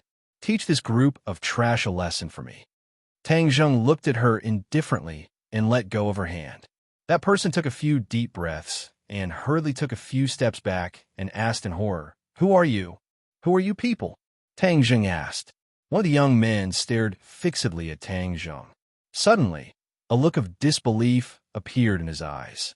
He quickly whispered something in the ear of the young man in the lead. The young man's eyes instantly widened as he asked incredulously, "You are young Master Tang?" Young Master Tang. The others all revealed looks of horror, as if they had met their nemesis, and they couldn't help but take a few steps back. These two words seemed to have boundless magical power, causing people to tremble in fear. Tang Zheng suspiciously looked at the other party as they actually recognized him. Only Lin Hu knew how to address him. So could it be that he was one of Lin Hu's people? Fang Chonghua and Shi Mengqin looked at each other as they were at a loss. Were these people stupid? They actually called this poor bastard young Master Tang. What a joke! What kind of young master was he? Wasn't he just a trash picker? Since you know who I am, then why haven't you apologized to this young miss? Since the other party was one of Lin Hu's people, Tang Zheng did not plan to pursue the matter. That person was in fear and trepidation as he deeply bowed towards Fang Shishir and bitterly begged, "This young miss, I'm sorry. It was all my fault. You are a great person, so please don't lower yourself to my level. I beg you to let me go." Fang Shishir was still in a state of shock as she looked at this person who was originally flaunting his power and was actually apologizing to her. She was a little stunned. Fang Chonghua felt even more incredulous, as he had been in the business world for half his life and had never seen such a strange thing. Shi Mengqin was also confused, but her face revealed an arrogant and excited expression as she arrogantly ordered, "Ruthlessly teach him a lesson." Fang Shishir directly looked at Tang Zheng, hoping that he would make a decision. Tang Zheng nodded his head and said, "After apologizing, you can leave. There is nothing for you to do here." "Yes, thank you, young Master Tang. We will first take our leave." The other party called out to his companions and hurriedly retreated, carefully closing the door behind him. The atmosphere in the private room relaxed as Shi Mengqin stared at Tang Zheng with dissatisfaction and said, "Why didn't you ruthlessly teach him a lesson? How could it be that simple after apologizing?" Tang Zheng inwardly shook his head as Shi Mengqin, this kind of unreasonable mother, was able to raise a well-educated daughter like Fang Shishir. It was a miracle that Fang Shishir did not have that kind of bad temper. If you want to teach them a lesson, then go yourself. Tang Zheng crossed his arms as he looked at Shi Mengqin with ridicule. What kind of tone is that? Daring to speak to me like that? You must be overturning the heavens. Shi Mengqin clamored as she was afraid of those people, but was not afraid of Tang Zheng. Fortunately, Fang Chonghua was smart and stopped his wife as he nervously said, "Little Tang, let's quickly leave this place. They just mistook you for someone else, and when they find out the truth, they will definitely come back. At that time, we will be in trouble." It was clear that Fang Chonghua did not believe that Tang Zheng was the young Master Tang and thought that they had mistaken him for someone else. Tang Zheng smiled but did not refute. Fang Shishir was clearly dissatisfied as her boyfriend had solved this problem, but her parents did not believe in his ability, so she pulled Tang Zheng to sit down and said, "I am not afraid. With Tang Zheng here, no one can harm us." Shishir, this is not the time to mess around. Those people do not look like good people, so we should quickly leave this place. Fang Chonghua became serious, as he was clearly scared by this group of people. Fang Shishir pouted and said, "It was clearly a family eating happily, but it ended up like this. How boring. Sure. If you want to eat, then order. It's okay. Tang Zheng passed the menu to her without a trace of fear, causing Fong Chonghua to frown and said, Tang Zheng, this is not the time to be brave. If you want to eat, then go to another restaurant. Xi Mengqin agreed. Sure, let's go. If he wants to eat, then let him eat alone. If he wants to die, then don't drag us down with him. After saying this, she pulled Fong Sure and was about to leave. Mom, what are you doing? Fong Sure unhappily broke free from her mother's hand. Fong Chonghua solemnly said, Sure, listen to your mom. Let's go. He glanced at Tang Zheng and inwardly shook his head. Being young and impetuous was not a good thing, and this kind of person usually did not have a good ending. Immediately, he became even more determined to separate his daughter and Tang Zheng. Creak! The door opened, causing several people to jump in fright as they all looked towards the door. A group of people blocked the door, causing Fong Chonghua and Xi Mengqin's faces to turn pale as they hastily retreated. See, I told you to quickly leave. Now that people have come knocking on our door, we can't leave even if we want to. Xi Mengqin roared in panic as she looked at Tang Zheng with incomparable disgust.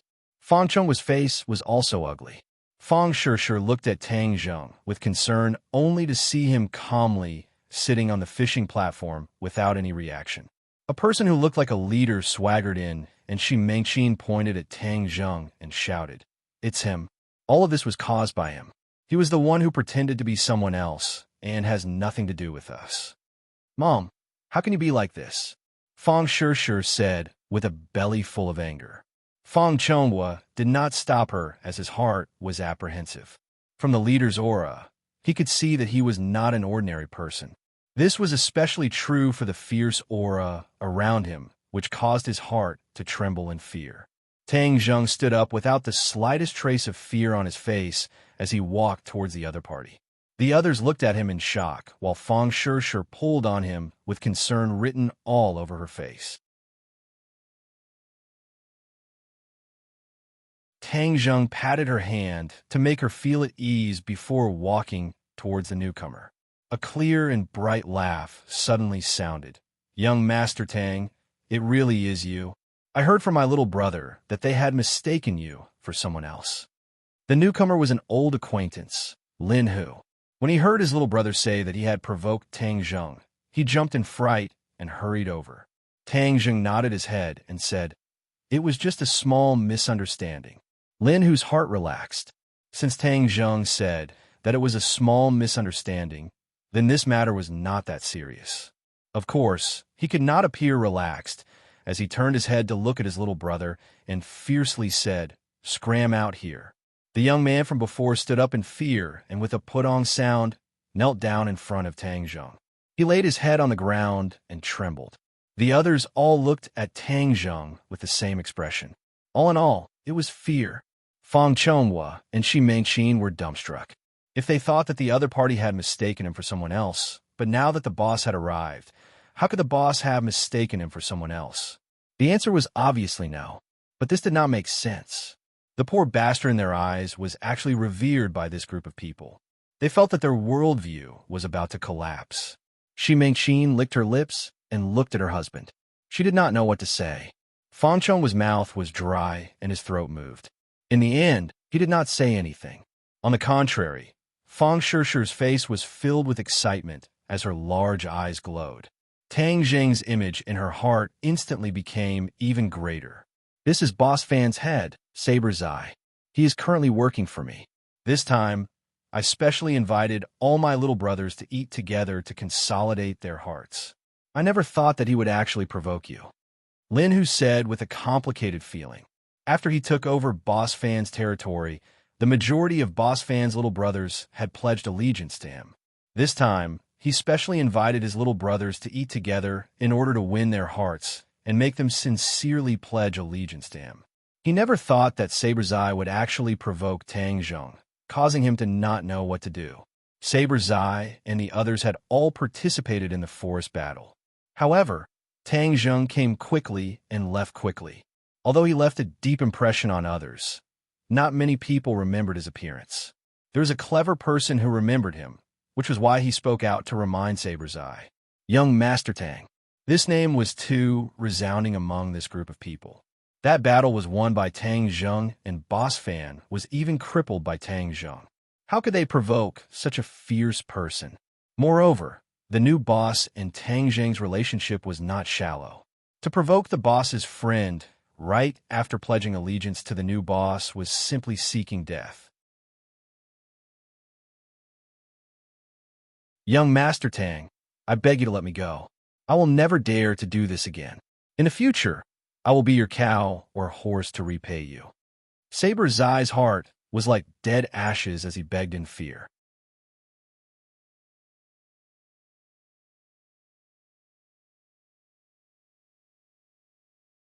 Chapter 111. Dao Zai was actually a person who dared to fight and was definitely not a coward, but he was currently a rootless duckweed. If he could not establish himself under the new boss, then his future days would be very difficult. The underworld was Jianghu. The people of Jianghu seemed to have a rich and colorful life, but in reality, how much bitterness was hidden was difficult for outsiders to know. Where there were people, there would be grudges. The grudges of Jianghu were even more endless, and the grudges were even more intense. Therefore, if a Jianghu person wanted to leave Jianghu, it would be very difficult unless they reached Huang Biao's level and did not fear the revenge of others. Otherwise, even if it was Lin Hu, he would not dare to leave Jianghu. Leaving meant that he would lose his power and his enemies would come knocking on his door. Without the care of his fellow soldiers, it was possible that one day he would end up as a corpse on the streets. Dao Zai understood this point, which was why his heart was like dead ashes. Lin Hu looked at Tang Zheng, but did not say anything. If Tang Zheng really punished Dao Zai, then he would have nothing to say. In his heart, Tang Zheng's position surpassed anyone else. Everyone's eyes all focused on Tang Zheng's body, as he was the focus of the crowd. The private room was completely silent, as even Shi Mengqin stopped her clamoring, leaving only the sound of slightly hurried breathing. Tang Zheng and Lin Hu looked at each other. He naturally understood Dao Zai's meaning to Lin Hu. Moreover, Dao Zai did not make too big of a mistake, so he bent down and supported Dao Zai's arm. Dao Zai's entire body trembled, showing the great fear in his heart. Stand up. You are Huzi's brother, so of course you're my brother. Brothers of the same family, this is also called no discord, no concord. Tang Zheng calmly said.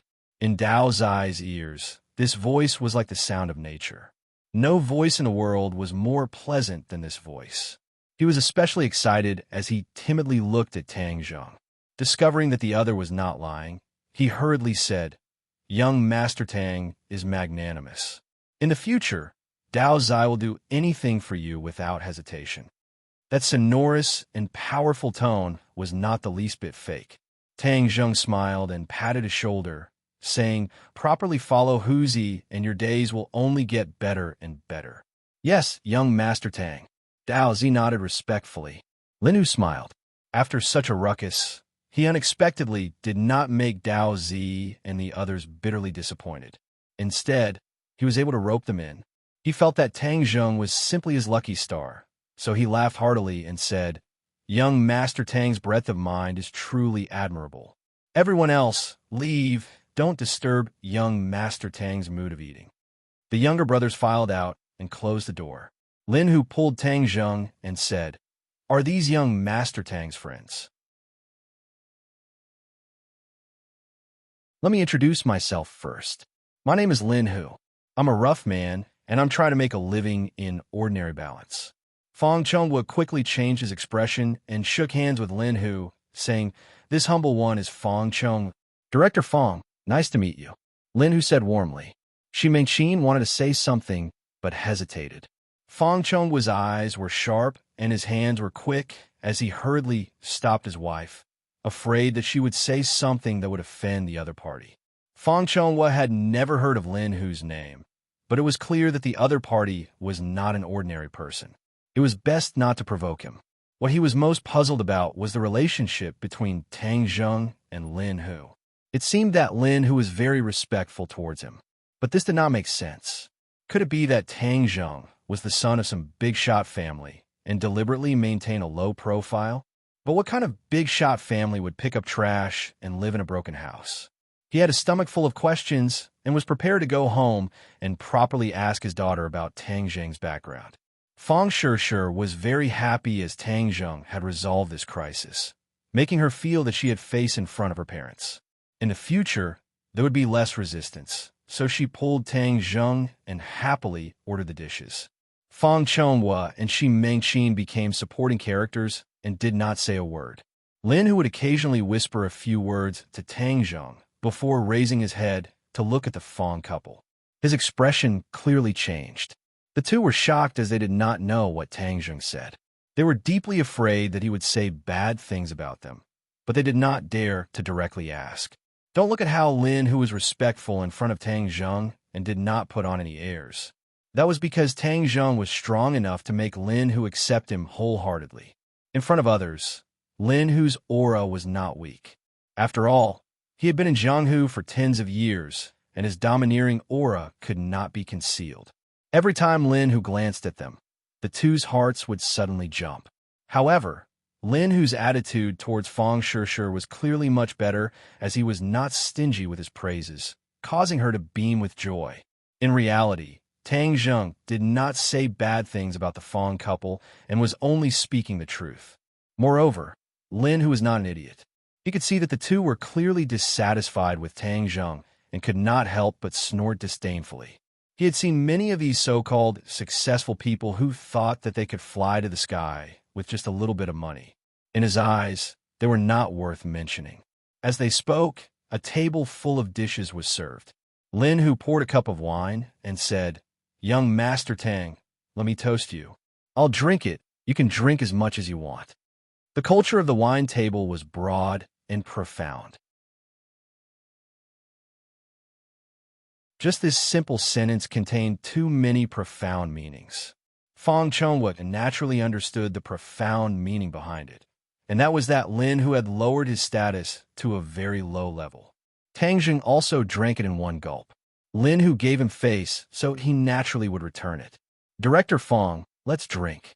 Lin, who also said. His attitude towards Fang Chonghua was clearly much more casual. Shi Mengqin was about to flare up, but was stopped by her husband. "Mr. Lin, let me toast you." Fang Chonghua smiled and drank first. Lin, who also raised his head and drank, saying, "Young Master Tang, I still have guests to take care of, so I'll go first. You guys take your time eating." Tang Zheng nodded his head. Dong dong. Just at this moment, a knock sounded out and the door was pushed open. A woman walked in. This woman was around 30 years old and had a strong aura. She was dressed in martial attire and exuded a heroic spirit. Although she could not be considered beautiful, she was very pleasing to the eye. "Brother Hu, you ran over here and left me to drink alone. That's not good enough." She leisurely walked over and said in a coquettish yet angry tone. Lin, who stood up and laughed. "Fire Phoenix, look, aren't I just about to go over?" Tang Zheng thoughtfully looked at the person who came in. So she was actually Fire Phoenix. It seems like Lin, who has already begun to carry out his plan to rope her in. Fire Phoenix's almond eyes swept over the several people. Her gaze paused on Fang Shishir's face as she said in her heart, "What a beautiful girl." However, she directly ignored Tang Zheng. This was because Tang Zheng was indeed very ordinary. He did not have the tyrannical aura of a tiger and was just like an ordinary high school student. Moreover, there was a bit of shyness between his eyebrows, giving off the feeling of a neighbor's big boy. "Brother Hu, why don't you introduce your friend to me? Are you afraid that I will steal your business?" Fire Phoenix said with a smile. "Fire Phoenix, my small business is not worthy of your attention." Lin, who paused for a moment and solemnly introduced. "This is young Master Tang." Fire Phoenix's gaze finally fell on Tang Zheng's body. Her eyes flashed with a trace of astonishment, but she immediately smiled like a flower and said, "Young Master Tang, nice to meet you." From Lin Hu's tone, she could hear the respect he had for Tang Zheng. Moreover, he was the first to introduce Tang Zheng. This meant that the other party's identity was not ordinary. To be worthy of the title of young Master Tang, he was definitely not an ordinary person. Her mind quickly flashed past ordinary balance and other large families. However, none of them had the surname Tang. This made her unable to see through Tang Zheng's background. Fire Phoenix, your reputation is not as good as meeting you in person. Nice to meet you. Tang Zheng nodded. Fire Phoenix smiled. Oh, young Master Tang, you have actually heard of my name. It is my honor. Her gaze turned and looked at the other people. What about these people? Lin, who had not yet introduced when Fang Chonghua took the initiative to stand up and excitedly said, Chief Fire, I am Dingtai Real Estate's Fang Chonghua. I am currently discussing with your company about cooperation. Fang Chonghua was really excited. He had never met Fire Phoenix before, but her name was like thunder to his ears. This was because her name in the real estate industry was too resounding. She had a construction company under her. The company was not large, but its strength was strong, especially in the area of demolition. Many of the difficult areas in ordinary balance were taken care of by her. Nowadays, there were two most difficult areas in the real estate industry. One of them was the land, and the other was the demolition. Many places in the country were boiling with resentment because of the demolition. Group incidents occurred frequently, and many officials were implicated because of this. And Fire Phoenix's demolition company was one of the oddities in ordinary balance. They could quickly take care of those nail-biters. Moreover, they would not let them complain or ask for help. Many of the ordinary balance's real estate companies would ask her for help.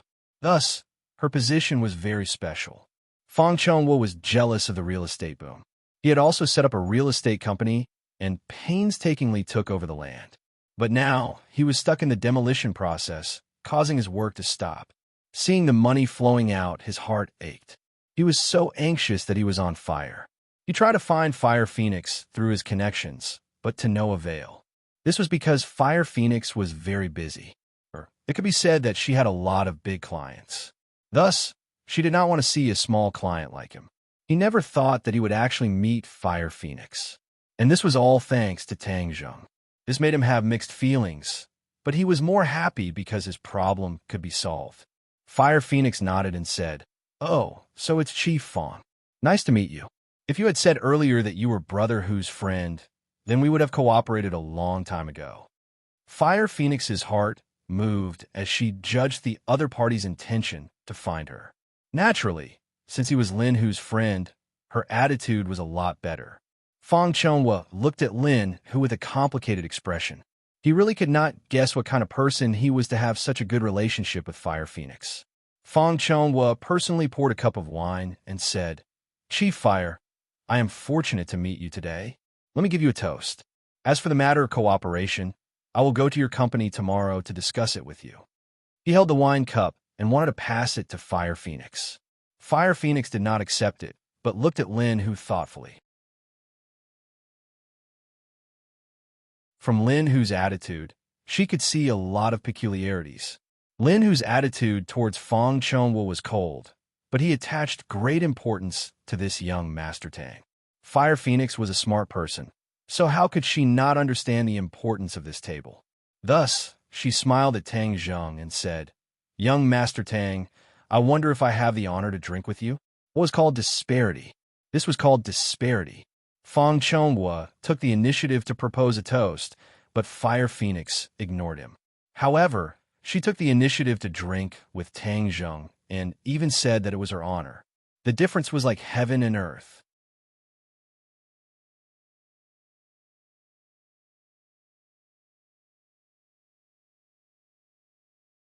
Chapter 112.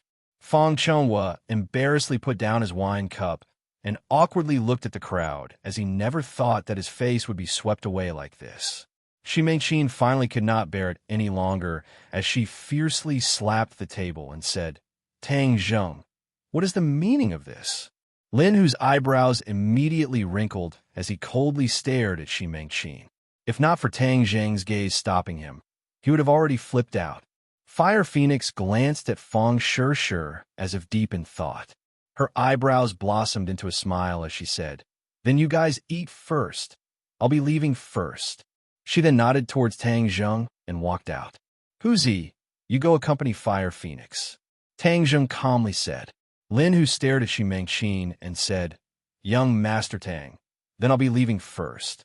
Call me if you have any orders." The two left, and the atmosphere in the private room became stifling. Shi Mengqin arrogantly looked at Tang Zheng and said, "Are you relying on your gang of scoundrels to intimidate others?" Tang Zheng's expression did not change as he lightly said, "I didn't do anything. Why would you say such a thing? Look at those people's attitudes. Young Master Tang, they aren't even ashamed." Shi Mengqin really lost face today, and seeing Tang Zheng admit defeat, her imposing manner became even stronger. "Mom, you are making trouble without reason. Tang Zheng helped us resolve the problem, yet you still criticize him. You are too unreasonable." Fang Shishir was so angry that her face turned red. "Shishir, I have raised you for so many years, yet now you are siding with an outsider. I'm just stating the facts and speaking reason. I see that you don't have me as your mother in your eyes. What is so good about this little brat that he is worthy of you protecting him so wholeheartedly? He is good and I like him." Fang Shishir raised her head and said resolutely. "You." Shi Mengqin was so angry that her entire body trembled. "Enough!" Fang Chonghua slammed his hand on the table, causing the plates to jump up. His face was ashen as he angrily said, "Making such a ruckus. Where are your manners?" Shi Mengqin was also shocked, as she rarely saw him so angry. She hurriedly comforted him. "Chonghua, calm down. Don't lower yourself to this little brat's level."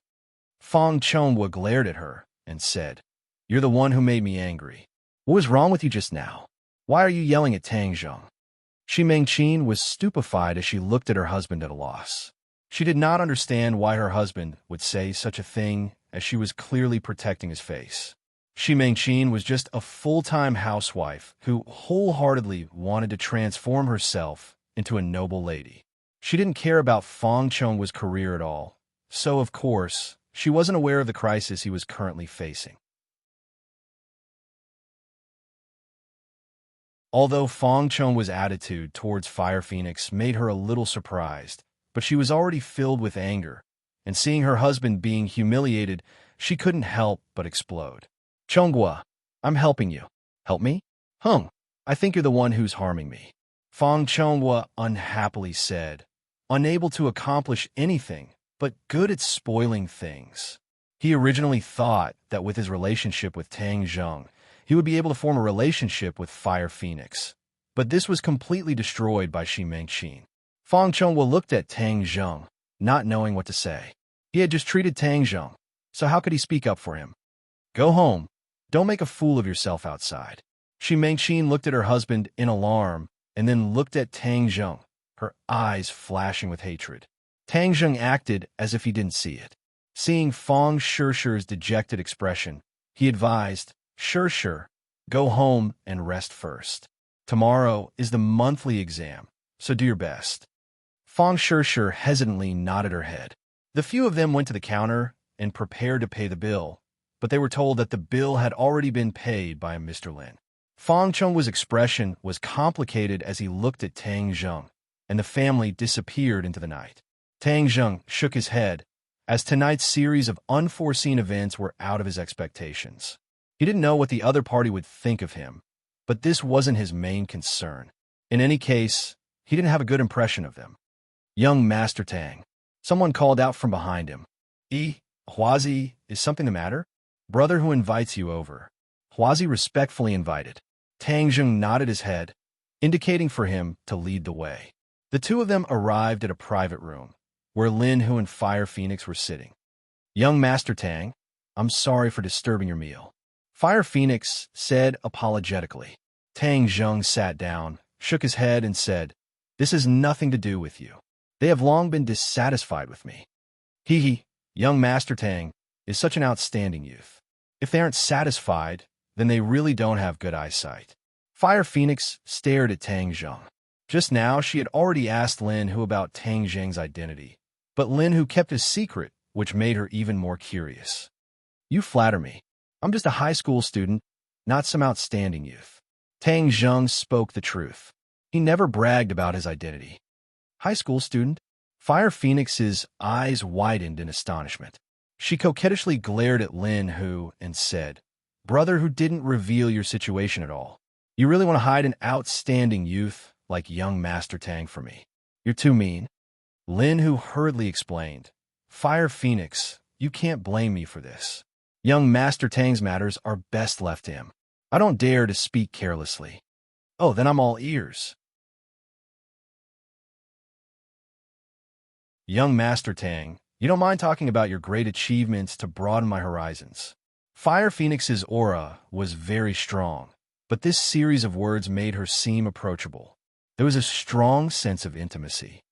"I don't have any great achievements. If you really want to talk about something that surpasses others, then it's my academic results that are a bit special," Tang Zheng said with a smile. "Academic results?" Fire Phoenix snorted and laughed even more happily. "This is the first time I've heard someone praise themselves like this. Then young Master Tang must be very powerful?" Tang Zheng shook his head and said with a deadpan expression, "Right now I'm the last in the school." "Last?" Fire Phoenix's laughter came to an abrupt stop. She was dumbstruck. Young Master Tang is really humorous. "Interesting. But I'm very curious about young Master Tang and Brother Hu's relationship." Fire Phoenix had been invited to participate in Lin Hu's dinner party. It could be considered as her understanding of his strength. After all, this time Lin Hu's victory was too unimaginable. She had no choice but to pay attention to it. This time she discovered that Tang Zheng and Lin Hu's relationship was not shallow. Her intuition told her that Tang Zheng was related to Lin Hu's rise. She could not explain the reason, but it was a feeling that she had cultivated for many years. "Brother Hu and I are good brothers," Tang Zheng said. "Oh, I've never heard of you before. I wonder which family young Master Tang is from. I'll pay a visit some other day." Tang Zheng shook his head. "That won't be necessary. My house is just a rundown house. It can't accommodate a great god like you." Young Master Tang really likes to joke. The more Fire Phoenix listened, the more confused she became. She thought that the other party was unwilling to say, so she did not continue to ask. She changed the topic and said, "Just now I wanted to drink with young Master Tang, but was not able to. Now I want to drink to my heart's content." Tang Zheng did not refuse. Lin, who had already filled 3 cups of wine, and said, "Come, the 3 of us will drink a cup first." The 3 people drank in one gulp. Fire Phoenix immediately launched an attack. She continuously drank with Tang Zheng. Not long after, the bottle of wine was emptied. Lin Hu saw this and quickly advised, "Fire Phoenix, who doesn't know that you won't get drunk even after 1,000 cups? Are you trying to get young Master Tang drunk?" I see that young Master Tang's alcohol tolerance is not bad. When drinking with a close friend, 1,000 cups is not enough. It's been a long time since I drank to my heart's content. Today we must not leave until we are drunk. Young Master Tang, what do you say?" Fire Phoenix's alcohol tolerance was very good. She wanted to get Tang Zheng drunk and then get some information from him. "Fire Phoenix, I'll drink with you." Lin Hu pulled up his sleeves and boldly said, "Brother Hu, I have drunk with you many times before. This time I don't want to drink with you. This time I want to drink with a handsome guy like young Master Tang. You go to the side." Lin Hu looked at Tang Zheng inquiringly. It was clear that he was asking about his alcohol tolerance. Tang Zheng rarely drank, but he could use his qi to dissolve the alcohol, so he was not afraid. Moreover, Fire Phoenix gave him a very good impression. In order to cooperate with her to deal with Hoodlum, he had to drink this wine. "Good. Then I will risk my life to accompany you. We will not leave until we are drunk," Tang Zheng boldly said. The 2 people drank cup after cup of wine. Tang Zheng's expression did not change, but Fire Phoenix's face gradually changed. It was bright red like a ripe apple. Lin Hu looked at the 2 people drinking with interest. He gradually saw the knack of it. Tang Zheng's drinking was like drinking water. Moreover, the more he drank, the brighter his eyes became. This was very frightening. Lin Hu had never seen a person who could drink 1,000 cups without getting drunk, but Tang Zheng clearly had this tendency. Fire Phoenix held the cup of wine and could not drink anymore. Her stomach was overturning and many things wanted to rush out. She knew that she had reached her limit. She had not drunk like this for many years. but seeing Tang Zheng as if nothing had happened, she was both shocked and frightened. There was no one who could drink 1,000 cups without getting drunk. After drinking a few jeans of wine, the effect of the alcohol had far exceeded the limit of what the human body could bear. But Tang Zheng was completely unaffected. This showed that he was using his internal energy to dissolve the alcohol. This was not a secret for martial artists.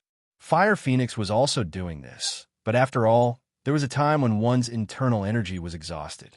So after drinking so much, her internal energy was no longer of any use.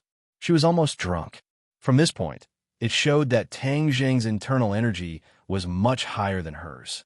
Fire Phoenix suddenly realized why Lin, who was so respectful to him, just who was the one who taught this youth to have such profound internal energy in his teens.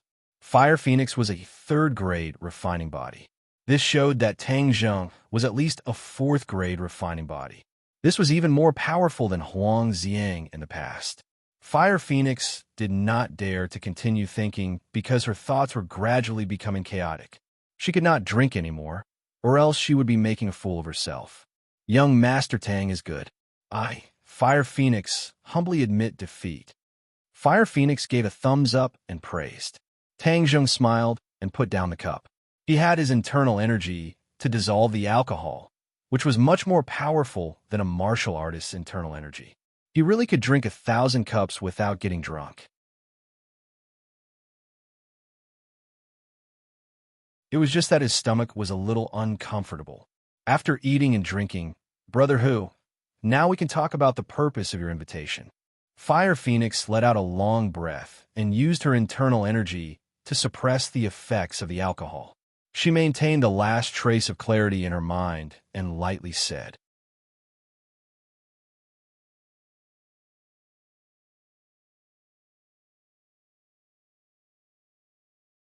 Chapter 113. Fire Phoenix said this in front of Tang Zheng because she wanted to test the relationship between Tang Zheng and Lin Hu. She guessed that Lin Hu must have something important to say to her. It probably had something to do with his future plans. If this matter did not allow Tang Zheng to avoid suspicion, then it could explain a lot of problems. Translator, Atlas Studios editor. Atlas Studios, who would have thought that Tang Zheng would take the initiative to stand up and cup his hands and say, "Then you can continue talking. I'll go home first." Fire Phoenix looked at him with astonishment. Young Master Tang won't stay for a while longer. It's already late. I want to go home. Tang Zheng tactfully declined. Young Master Tang, I'll send you off. Lin Hu stood up and walked out with Tang Zheng. At the entrance of the restaurant, Lin Hu suspiciously asked, Young Master Tang, you don't seem to want her to know about our relationship? Tang Zheng nodded. I'm currently a student, so it's not good for me to have too much contact with her.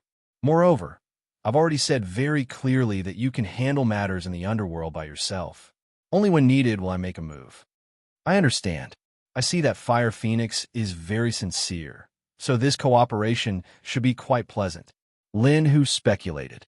Then I'll work hard. Tang Zheng waved his hand and walked home. Lin Hu looked at his back and thought for a while before turning around and returning to the private room. Fire Phoenix, I won't beat around the bush. This time I've taken over Boss Fan's territory and will definitely attract Hoodlum's attention. You know that I'm not Hoodlum's opponent, so I want to ask for your help. Oh, you want to ally with me to go against Hoodlum? Fire Phoenix raised her almond-shaped eyes with a smile that was not a smile. Yes. Behind Hoodlum is Master Huang. Aren't you afraid? Fire Phoenix asked. Afraid? Why wouldn't I be? What's the use of being afraid? Do you think Huang Si will just watch as I grow stronger and do nothing? Since he will deal with me sooner or later, I might as well prepare a countermeasure. Lin Hu revealed a fierce expression as he resolutely said, You actually dare to call Grandpa Huang by his nickname? You've changed a lot recently. I almost couldn't recognize you. Fire Phoenix said with a hint of ridicule. In the past, Lin Hu was content with his own territory and did not have much fighting spirit. Now that he dared to go against Huang Si, Fire Phoenix had a whole new level of respect for him. It's impossible for a person to remain unchanged. Otherwise, he would be eliminated by the times. You've even become a philosopher, saying such philosophical words. Lin, who ignored her teasing and continued, I know that this matter is risky, but risk and opportunity coexist. As long as we take down Hoodlum, we can split his territory equally. You make it sound so simple. Do you think Grandpa Huang is so easy to deal with? Where are you going to find an expert who can contend with him? This was one of the problems in the ordinary balance underworld. Everyone wanted to be big and strong, but they could not avoid Huang Si. Although he had already retreated behind the scenes, as long as his benefits were harmed, he would definitely deal a heavy blow. You don't need to worry about this problem. Naturally, there will be someone who will step forward. Lin, who was full of confidence. Since Tang Zheng dared to challenge the Huang clan and even made Huang Zhang suffer a loss, this showed that the power behind him was not to be underestimated. Fire Phoenix's smile disappeared as she solemnly looked at Lin, who as if she did not recognize him. Who will step forward? This is a secret for now. Since it's a secret, then there's nothing to talk about. Don't worry, I won't tell Grandpa Huang, but your matter has nothing to do with me. When the time comes, just don't bite me. Fire Phoenix directly walked towards the door. Lin, whose expression slightly changed as he said, Fire Phoenix, don't tell me you don't want to take revenge for your husband? Fire Phoenix suddenly stopped and turned around to stare at him. Her eyebrows were filled with killing intent. Lin Hu, what do you mean? I don't believe that you have never suspected your husband's death. At that time, he was like the sun in the sky and could even threaten Huang Si. Could it be that his death was really that simple? Lin, who did not care about her anger as he spoke to himself. Fire Phoenix's expression fluctuated, but she did not say a word. Lin, whose heart moved as he knew that he had guessed correctly. She was definitely still suspicious of Huang Si, but she did not have any evidence. He decided to add fuel to the fire and said, after your husband died, Huang Si quickly grew stronger, which is why he is where he is today. That is why he is the one who benefited the most. This is something that anyone with eyes can see. If you want revenge, then this time we will topple Hoodlum and cut off one of Huang Si's hands. In the future, we will get rid of Huang Si and truly take revenge for your husband. You want to convince me with this? That's too simple. Wait until you are willing to tell me your trump card, then come find me. Fire Phoenix slammed the door and left. Lin, whose expression fluctuated as he did not think that he would not be able to convince her. It seems that she was even more cautious than he thought. His trump card was Tang Zheng, but Tang Zheng did not want to reveal his identity. This made him very helpless as he fell into a deadlock. In the following 2 days, Tang Zheng continued to cultivate at home in order to avoid the monthly exam. His qi had increased by quite a bit. What he needed the most now was to refine the spirit pill, but there was still no news from Yi Xuanji. However, he was not worried, because Yi Xuanji would definitely take the bait.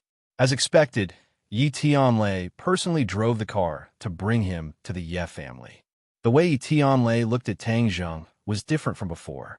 It was as if he was lamenting that he had misjudged him before. Tang Zheng was far more powerful than he had imagined. It was also as if he was rejoicing that Tang Zheng had finally given him the conditions and prevented this matter from developing in the worst direction. Of course, Yi Tianlei was also very clear that this matter was related to his wife and daughter. After all, this transaction also involved Yi Dingdong's benefits. Tang Zheng, thank you. Suddenly, Yi Tianlei said in a serious tone. Tang Zheng looked at him and said, this is a transaction. It's very fair. There is no need to thank me. Yi Tianlei shook his head. I'm not talking about this.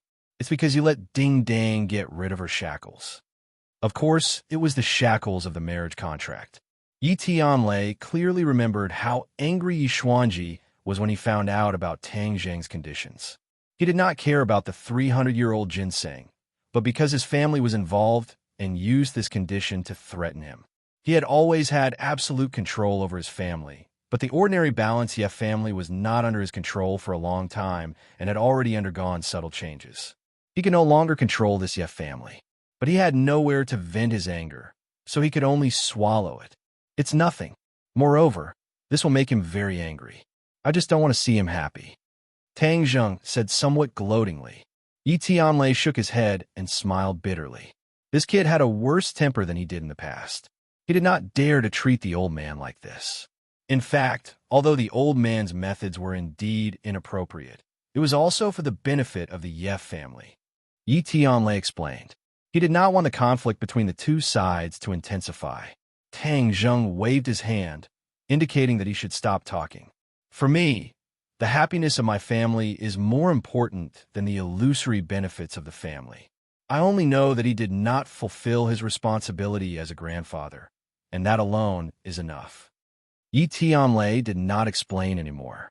They were silent all the way to the Ye family manor. Yi Xuanji and the king of medicine sat in the hall and whispered to each other. In front of them was a huge box. Yi Xuanji raised his head and glanced at Tang Zheng, then looked straight ahead. He did not look at him anymore, as if he did not want to see him. Of course, he did not want to see Tang Zheng. Although he had achieved his goal in the ordinary balance trip, he almost died of anger. It left a strong impression on him. Yi Dingdang walked down from the second floor. She smiled and winked at Tang Zheng. You're here. Today was the monthly break after the monthly exam, so she did not go to school. Tang Zheng nodded. Before he could say anything, Yi Xuanji pushed the box in front of him and said, 300-year-old ginseng. Tang Zheng walked over and opened it.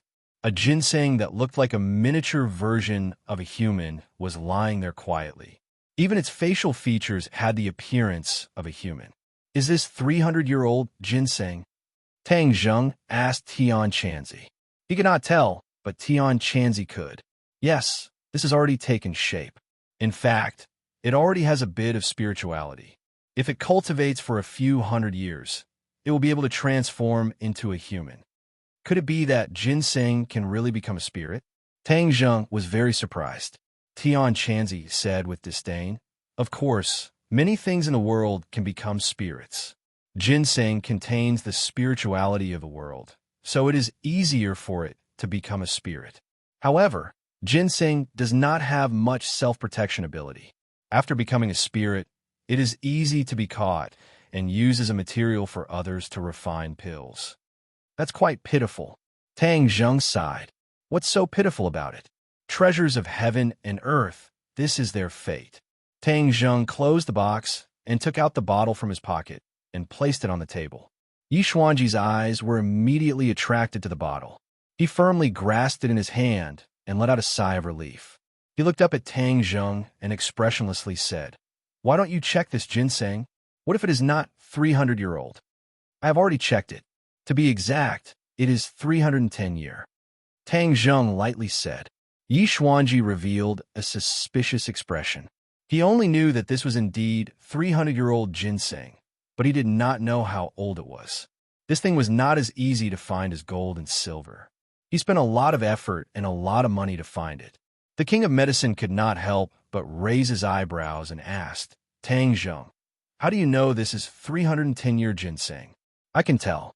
Tang Zheng was still as calm as ever. There was a kind of steadiness and calmness that was completely inconsistent with his youth.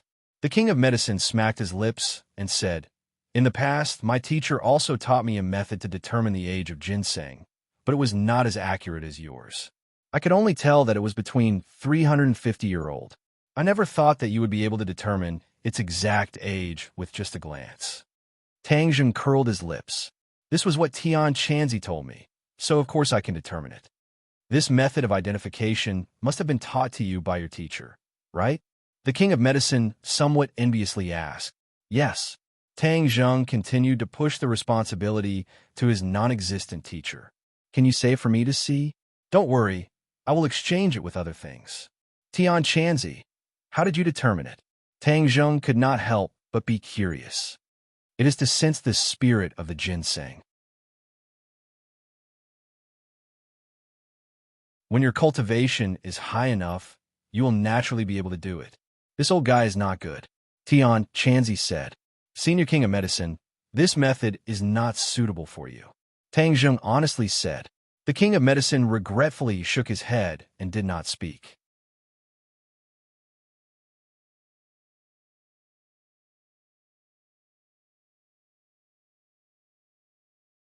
Chapter 114. Yishuanji didn't care about how to identify the age of the ginseng and went straight to the point. Tang Zheng, how do I use this life-continuing pill? Just take it orally. Seeing his impatient appearance, Tang Zheng said, Is there anything else I need to take note of? The king of medicine heard this, and his attention was drawn over. There's no use. Maybe you'll sleep for a while. Tang Zheng said, Maybe? The king of medicine and Yishuanji said at the same time, extremely surprised. How come he still didn't know the specifics? Right? There's no side effects anyways. Just take it. Why ask so many questions? Tang Zheng was impatient. His attention was all on the ginseng, and he couldn't wait to take it back and start refining it. Medicine can't be taken carelessly. If you don't clearly tell me how to take it, how would I dare to take it? Moreover, there's only one pill. If I don't take it properly, wouldn't it be wasted? Yishuanji said unhappily. This was a life-saving pill, and there was only one of it. So he couldn't help but be careful. I said just take it directly. If you don't believe me, then pretend I didn't say anything. Tang Zheng was too lazy to waste his breath on him. The king of medicine remembered that Mu Hongyan mentioned Nana's treatment process. He understood and said, Old friend Xuanji, just listen to Tang Zheng and take it directly. Uptak, seeing that the king of medicine was very confident, Yishuanji's heart finally fell to the ground and said, Then I'll go back to my room. I'll go with you. The king of medicine also wanted to see the miraculous effects of the life-continuing pill. Remember the other condition. Ding Dang and Song Yu's engagement is cancelled. Tang Zheng saw that the other was so happy that he forgot himself and solemnly reminded him. Got it. Yishuanji didn't even turn his head and coldly snorted and went back to his room. Tang Zheng picked up the box and left. Yi Ding Dang chased after him and sincerely thanked him. She watched as Tang Zheng's car disappeared from her sight. At this moment, the shackles on her body were completely broken. She felt as free and relaxed as a swallow.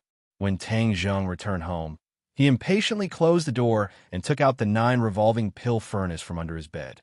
The outer walls of the furnace were still blue, but this time it was spotless. The 9 revolving pill furnace is a magic treasure. As long as its spirituality is awakened, how could it be contaminated with dust? Tian Chanzi explained. Tang Zheng suddenly realized that it was indeed a treasure. He didn't even need to clean it. He then took out a large bag of medicinal ingredients. These were all bought from the pharmacy and cost him 200,000, which was more than the last time he refined the life-continuing pill. Because the spirit-gathering pill was a pill that required long-term consumption, he had to refine more of it, which was why he had bought so many raw materials. However, he didn't pour all of it into the furnace at once. This was his first time using the 9 revolving pill furnace, and he wasn't sure of the specifics, so he decided to test it out first. He revolved his internal energy, and a light purple flame jumped from his fingertips. He only saw a light point, and the flame flew into the 9 revolving pill furnace. The purple light immediately illuminated the inner walls of the furnace, giving it a mysterious feeling. He then placed a bag of medicinal ingredients into the pill furnace. The flames immediately enveloped the medicinal ingredients. In almost an instant, all the medicinal ingredients turned into liquid spheres. They were sparkling and translucent as they floated within the pill furnace. Traces of gas rose from the spheres. These gases are impurities. The 9 revolving pill furnace will automatically remove them. Tian Chanzi explained. A magic treasure and a first-grade true fire refining pill. It was really different from the last time Tang Zheng refined the life-continuing pill. It was much more professional and much more advanced. Tang Zheng stared at the sphere and found that it was getting smaller and smaller. This was because the medicinal properties were condensing and condensing. He carefully opened the box, took out the ginseng, and prepared to cut a part of it with a knife and throw it into the furnace at the right time. Don't kill me. I beg you, don't kill me. Suddenly, a faint voice sounded, and Tang Zheng stopped in surprise, looking around. Tian Chanzi, did you hear someone talking? Talking? Who is talking? There are only the 2 of us here. Who else is talking? Tian Chanzi was baffled.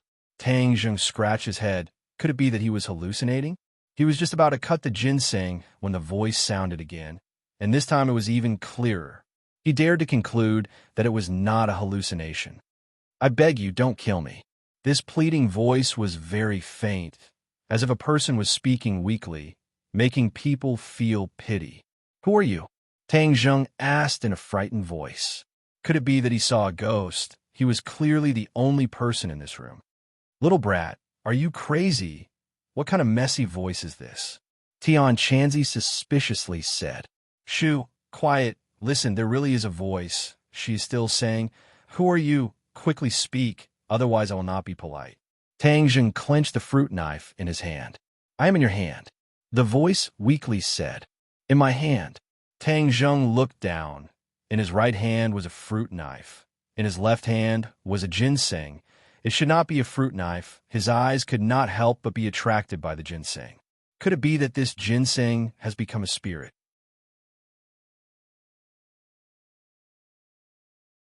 Didn't Tian Chanzi say that a 300-year-old ginseng has not become a spirit? "Are you a ginseng?" Tang Zheng asked tentatively. "That's me." "What?"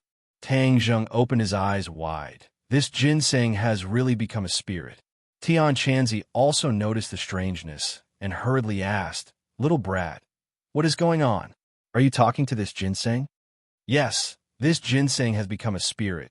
Didn't you say that it is impossible for a 300-year-old ginseng to become a spirit?"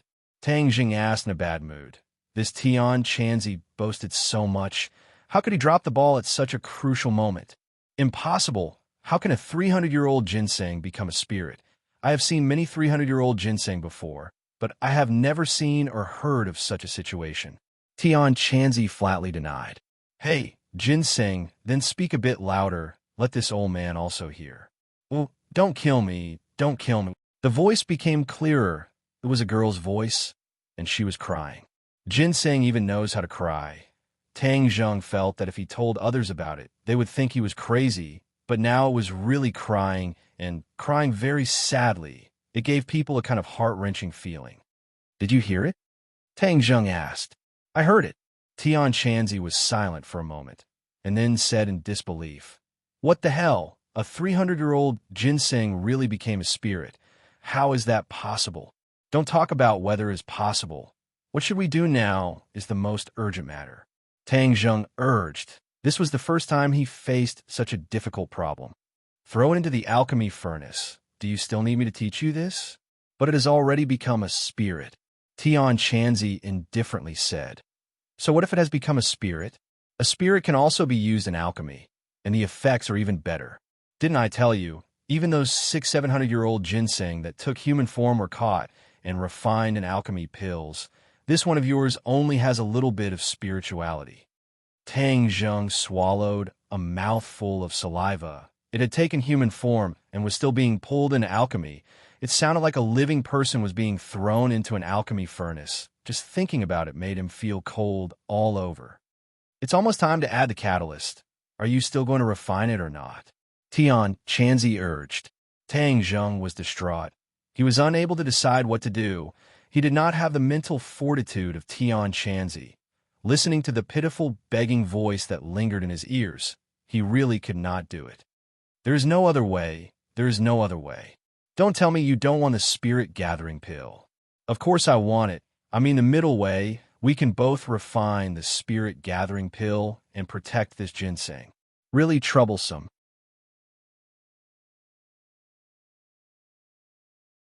Tian Chanzi impatiently muttered. He thought for a moment, then said, "It's not that there is no other way. You can cut off its roots and put them into the alchemy furnace. This can also refine a portion of the spirit-gathering pill, but the effects will be reduced a bit. If I cut off those roots, it won't die, right?" "Die my ass. How could it die so easily? Life contains the essence of the world. Unless you throw its entire body into the alchemy furnace, it won't die. Hurry up, don't dawdle. Otherwise, the crucial moment will pass." "All right, then I'll listen to you this time. Oh, ginseng, don't cry. I won't kill you. I'll just cut off a bit of your roots." Tang Zheng softly comforted. The crying actually came to an abrupt stop. Tang Zheng thought it was really amazing. He calmed his mind and carefully cut off the roots. The cut was actually dark red like blood, just like human flesh. Tang Zheng was shocked. Tian Chanzi calmly said, "Since it has already become a spirit, then it's just like a human. What's there to be surprised about? Hurry up." Tang Zheng calmed his mind, quickly cut off the roots, and threw them into the 9 revolving alchemy furnace. The flames immediately wrapped around the roots, turning them into a liquid golden color. This golden color immediately drilled into the sphere, causing it to shrink once again. The flames suddenly increased, as if they were about to soar into the air, illuminating the inside of the alchemy furnace, causing it to emit a blue light. Wong. The 9 revolving alchemy furnace let out a cry, causing the birds and beasts on the outside to move as if they were alive, causing Tang Zheng to be dumbstruck. Whoosh! The 9 revolving alchemy furnace moved, rapidly rotating. Before long, only a blue shadow could be seen. All right, let's wait for the 9 revolving alchemy furnace to refine by itself. Then we'll see the results in 2 hours. Tian Chanzi said. There shouldn't be any problems. This was the first time Tang Zheng had used a treasure, so he couldn't help but feel a little nervous. Relax. The 9 revolving alchemy furnace is many times better than the broken furnace you used last time. Since it was successful last time, then there shouldn't be any problems this time. Tian Chanzi said confidently. Tang Zheng then turned his attention to the ginseng, discovering that the red color at the end where he cut off the roots had disappeared, becoming the same color as the rest of the ginseng. Why did it change? It has already become a spirit, so the wounds will naturally heal. What's so surprising about this? Tang Zheng said that so it was like this, but he didn't know what to do with this spirit ginseng. This time, he had cut off most of its roots, but could it be that he would cut off other parts the next time he refined pills?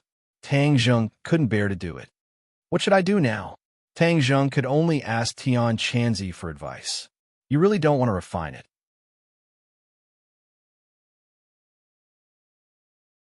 Tang Zheng seriously pondered for a moment, then shook his head.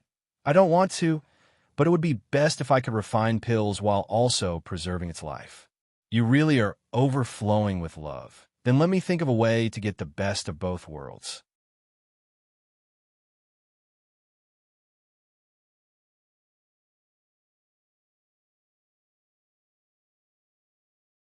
Chapter 115. Tian Chanzi really thought of a way to get the best of both worlds, which was to let the ginseng grow and maintain its life. When it was time to refine the spirit-gathering pill, he could cut off its roots. This way, he could maintain a long-term supply. Tang Zheng's eyes lit up as he said, "Why didn't you say this method earlier? If I refined it in one go, where would I find 300-year-old ginseng in the future? So this method is the best." Tian Chanzi was stunned for a moment. He couldn't help but admit that Tang Zheng was right. He had actually overlooked this problem. You little brat, you just stumbled upon it.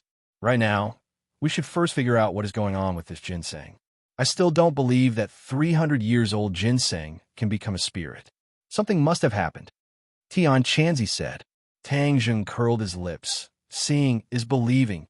This isn't fake, right? Tian Chanzi ignored Tang Zheng and fiercely asked, "Little ginseng, hurry up and tell me why you became a spirit. If you don't tell me, I will throw you into the 9 revolving pill furnace." Woo woo woo. The ginseng was frightened by the sound of crying. Tang Zheng laughed loudly. Tian Chanzi, you are an expert. Look, you scared the ginseng into crying. Tian Chanzi resentfully said, "This little ginseng's courage is too small, but if you don't be a bit fierce, how could it tell the truth? TSK, when asking questions, you have to be polite and gentle. Understand? Let me give it a try." Tang Zheng deliberately attacked Tian Chanzi. Now, he was not afraid of Tian Chanzi. Instead, he would sometimes tease him. The atmosphere was quite good. "Ginseng, don't cry. I'm not a bad person. Didn't you hear me? I won't refine you anymore. I will raise you and let you live well," Tang Zheng gently said, as if he was a strange uncle trying to trick a little girl. The crying suddenly stopped, and a timid voice choked with sobs asked, "Really? Of course it's true. Tang Zheng patted his chest and guaranteed. But Grandpa said that many humans are very cruel. If they catch us, they will eat us. Grandpa was caught by humans. Ginseng was still in disbelief. There are also good and bad people. Those are all bad people. I'm a good person. I won't eat you, Tang Zheng said shamelessly. He had clearly wanted to refine it just now. Good man. The ginseng muttered these two words softly, as if trying to understand the meaning.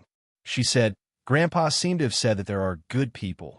Just like us ginseng, there are bad ginseng who steal other ginseng's spiritual energy. Grandpa said that they are bad ginseng. Bad ginseng. Tang Zheng laughed involuntarily. There was such a saying. Little brat, don't laugh. This little ginseng isn't wrong. Ginseng is a race, and there are good and bad ones. Some of them absorb the spiritual power of other ginseng to speed up their own cultivation, but this can only be done by a ginseng that can transform into a human form. Tian Chanzi said, not finding it strange. Tang Zheng couldn't help but sigh. It seems that ginseng's world is also very complicated. Not only are there external problems, there are also internal problems. Little ginseng, you still haven't answered me. You're only 300 years old. How did you become a spirit? Tian Chanzi asked, unwilling to give up. The ginseng timidly said, this is all because of Grandpa. Before he was caught by humans, he passed on his life's spiritual energy to me. That's why I gained spiritual intelligence. Tian Chanzi suddenly realized, so that's the reason. I said that under normal circumstances, a 300-year-old ginseng can't become a spirit. But even so, it can be seen that your grandpa's cultivation is very high. Otherwise, even if a normal ginseng passed on its spiritual energy to another ginseng, it still wouldn't be able to gain spiritual intelligence. The ginseng could hear that Tian Chanzi was praising its grandpa. It proudly said, my grandpa is the most powerful. Grandpa told me to hide, but I was still caught. All right, now that you have met me, you'll be fine. Under my protection, you'll be able to grow strong. Tang Zheng had never raised a ginseng before. Moreover, it was a 300-year-old ginseng. Just thinking about it made him a little excited. The ginseng hesitated for a moment and said, thank you, Master. In the future, with Master protecting Linger, Linger won't be afraid. Master? Why are you calling me Master? Tang Zheng was shocked. Master doesn't eat Linger and is even willing to protect Linger. Linger is of course willing to recognize you as Master. Tang Zheng was baffled. He hurriedly asked Tian Chanzi, what's going on? After these spiritual beings become spirits, they do not have the ability to protect themselves. If they do not find a master who can protect them, then they will end up dying. This little ginseng is quite smart. It seems like its grandpa has also increased its intelligence by quite a bit. Since it has recognized you as its master, then just accept it. This is not a big deal, so why make a fuss about it? Tian Chanzi said. Tang Zheng took a long time to recover. He had actually become a master. He stared blankly at the ginseng and asked, you are called Ling? Yes, this is the name that Grandpa gave me. Grandpa said that I've grown up and needed a name, so he gave me this name. Linger really likes it.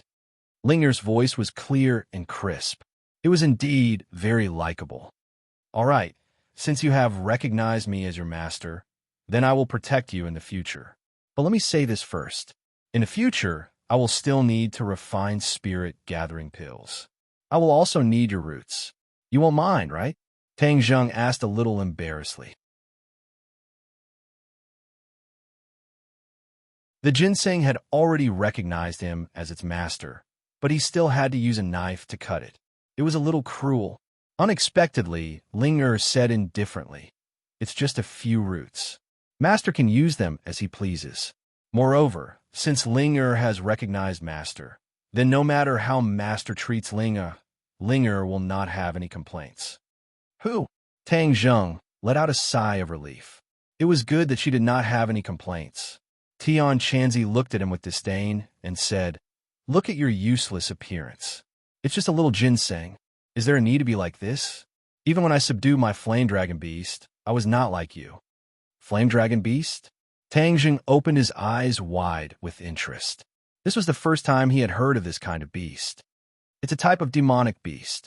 Who knows how many times stronger than a little ginseng like you. It can swallow you in one bite. Then where did your flame dragon beast go? Tian Chanzi said sadly, It died. It died trying to save me. Seeing that he had touched on his sore spot, although Tang Zheng was very curious about how strong a demonic beast the flame dragon beast was, he quickly changed the topic. How do you raise this ginseng? It's simple. Find a large flower pot and plant it in it. Keep it in a cool environment. At night, it will automatically absorb the spiritual energy from the moonlight. This way it can grow. It's that simple. Tang Zheng was shocked. Wasn't ginseng a very precious treasure? How could it be so easy to raise? It was even simpler than flowers and plants.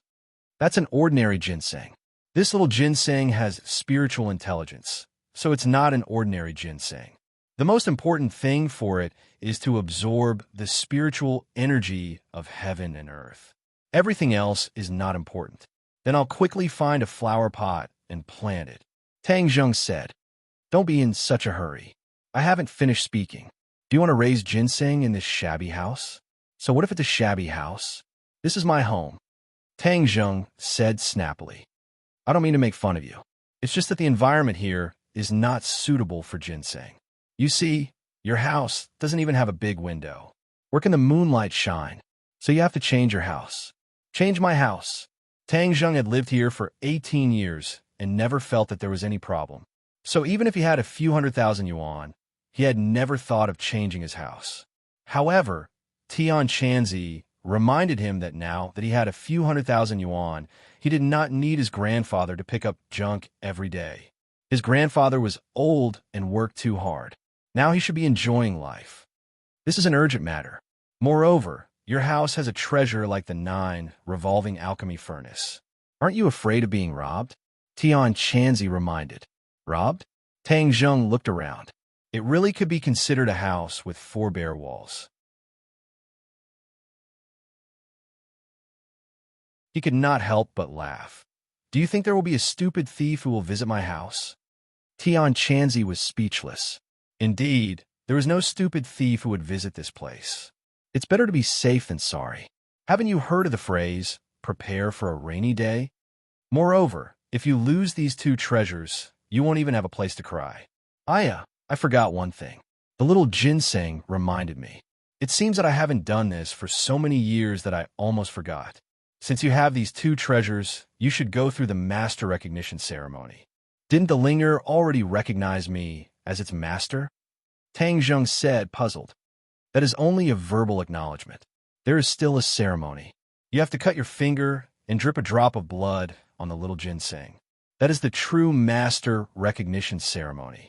Later on, there will be a connection between the 2 of you. Even if it is stolen, you can use this connection to find it. Tang Zheng was overjoyed. There was such a good thing. If there was no Tian Chanzi, then even if he had these treasures, he would be at a loss. After you drip a drop of blood on it, it will not betray you.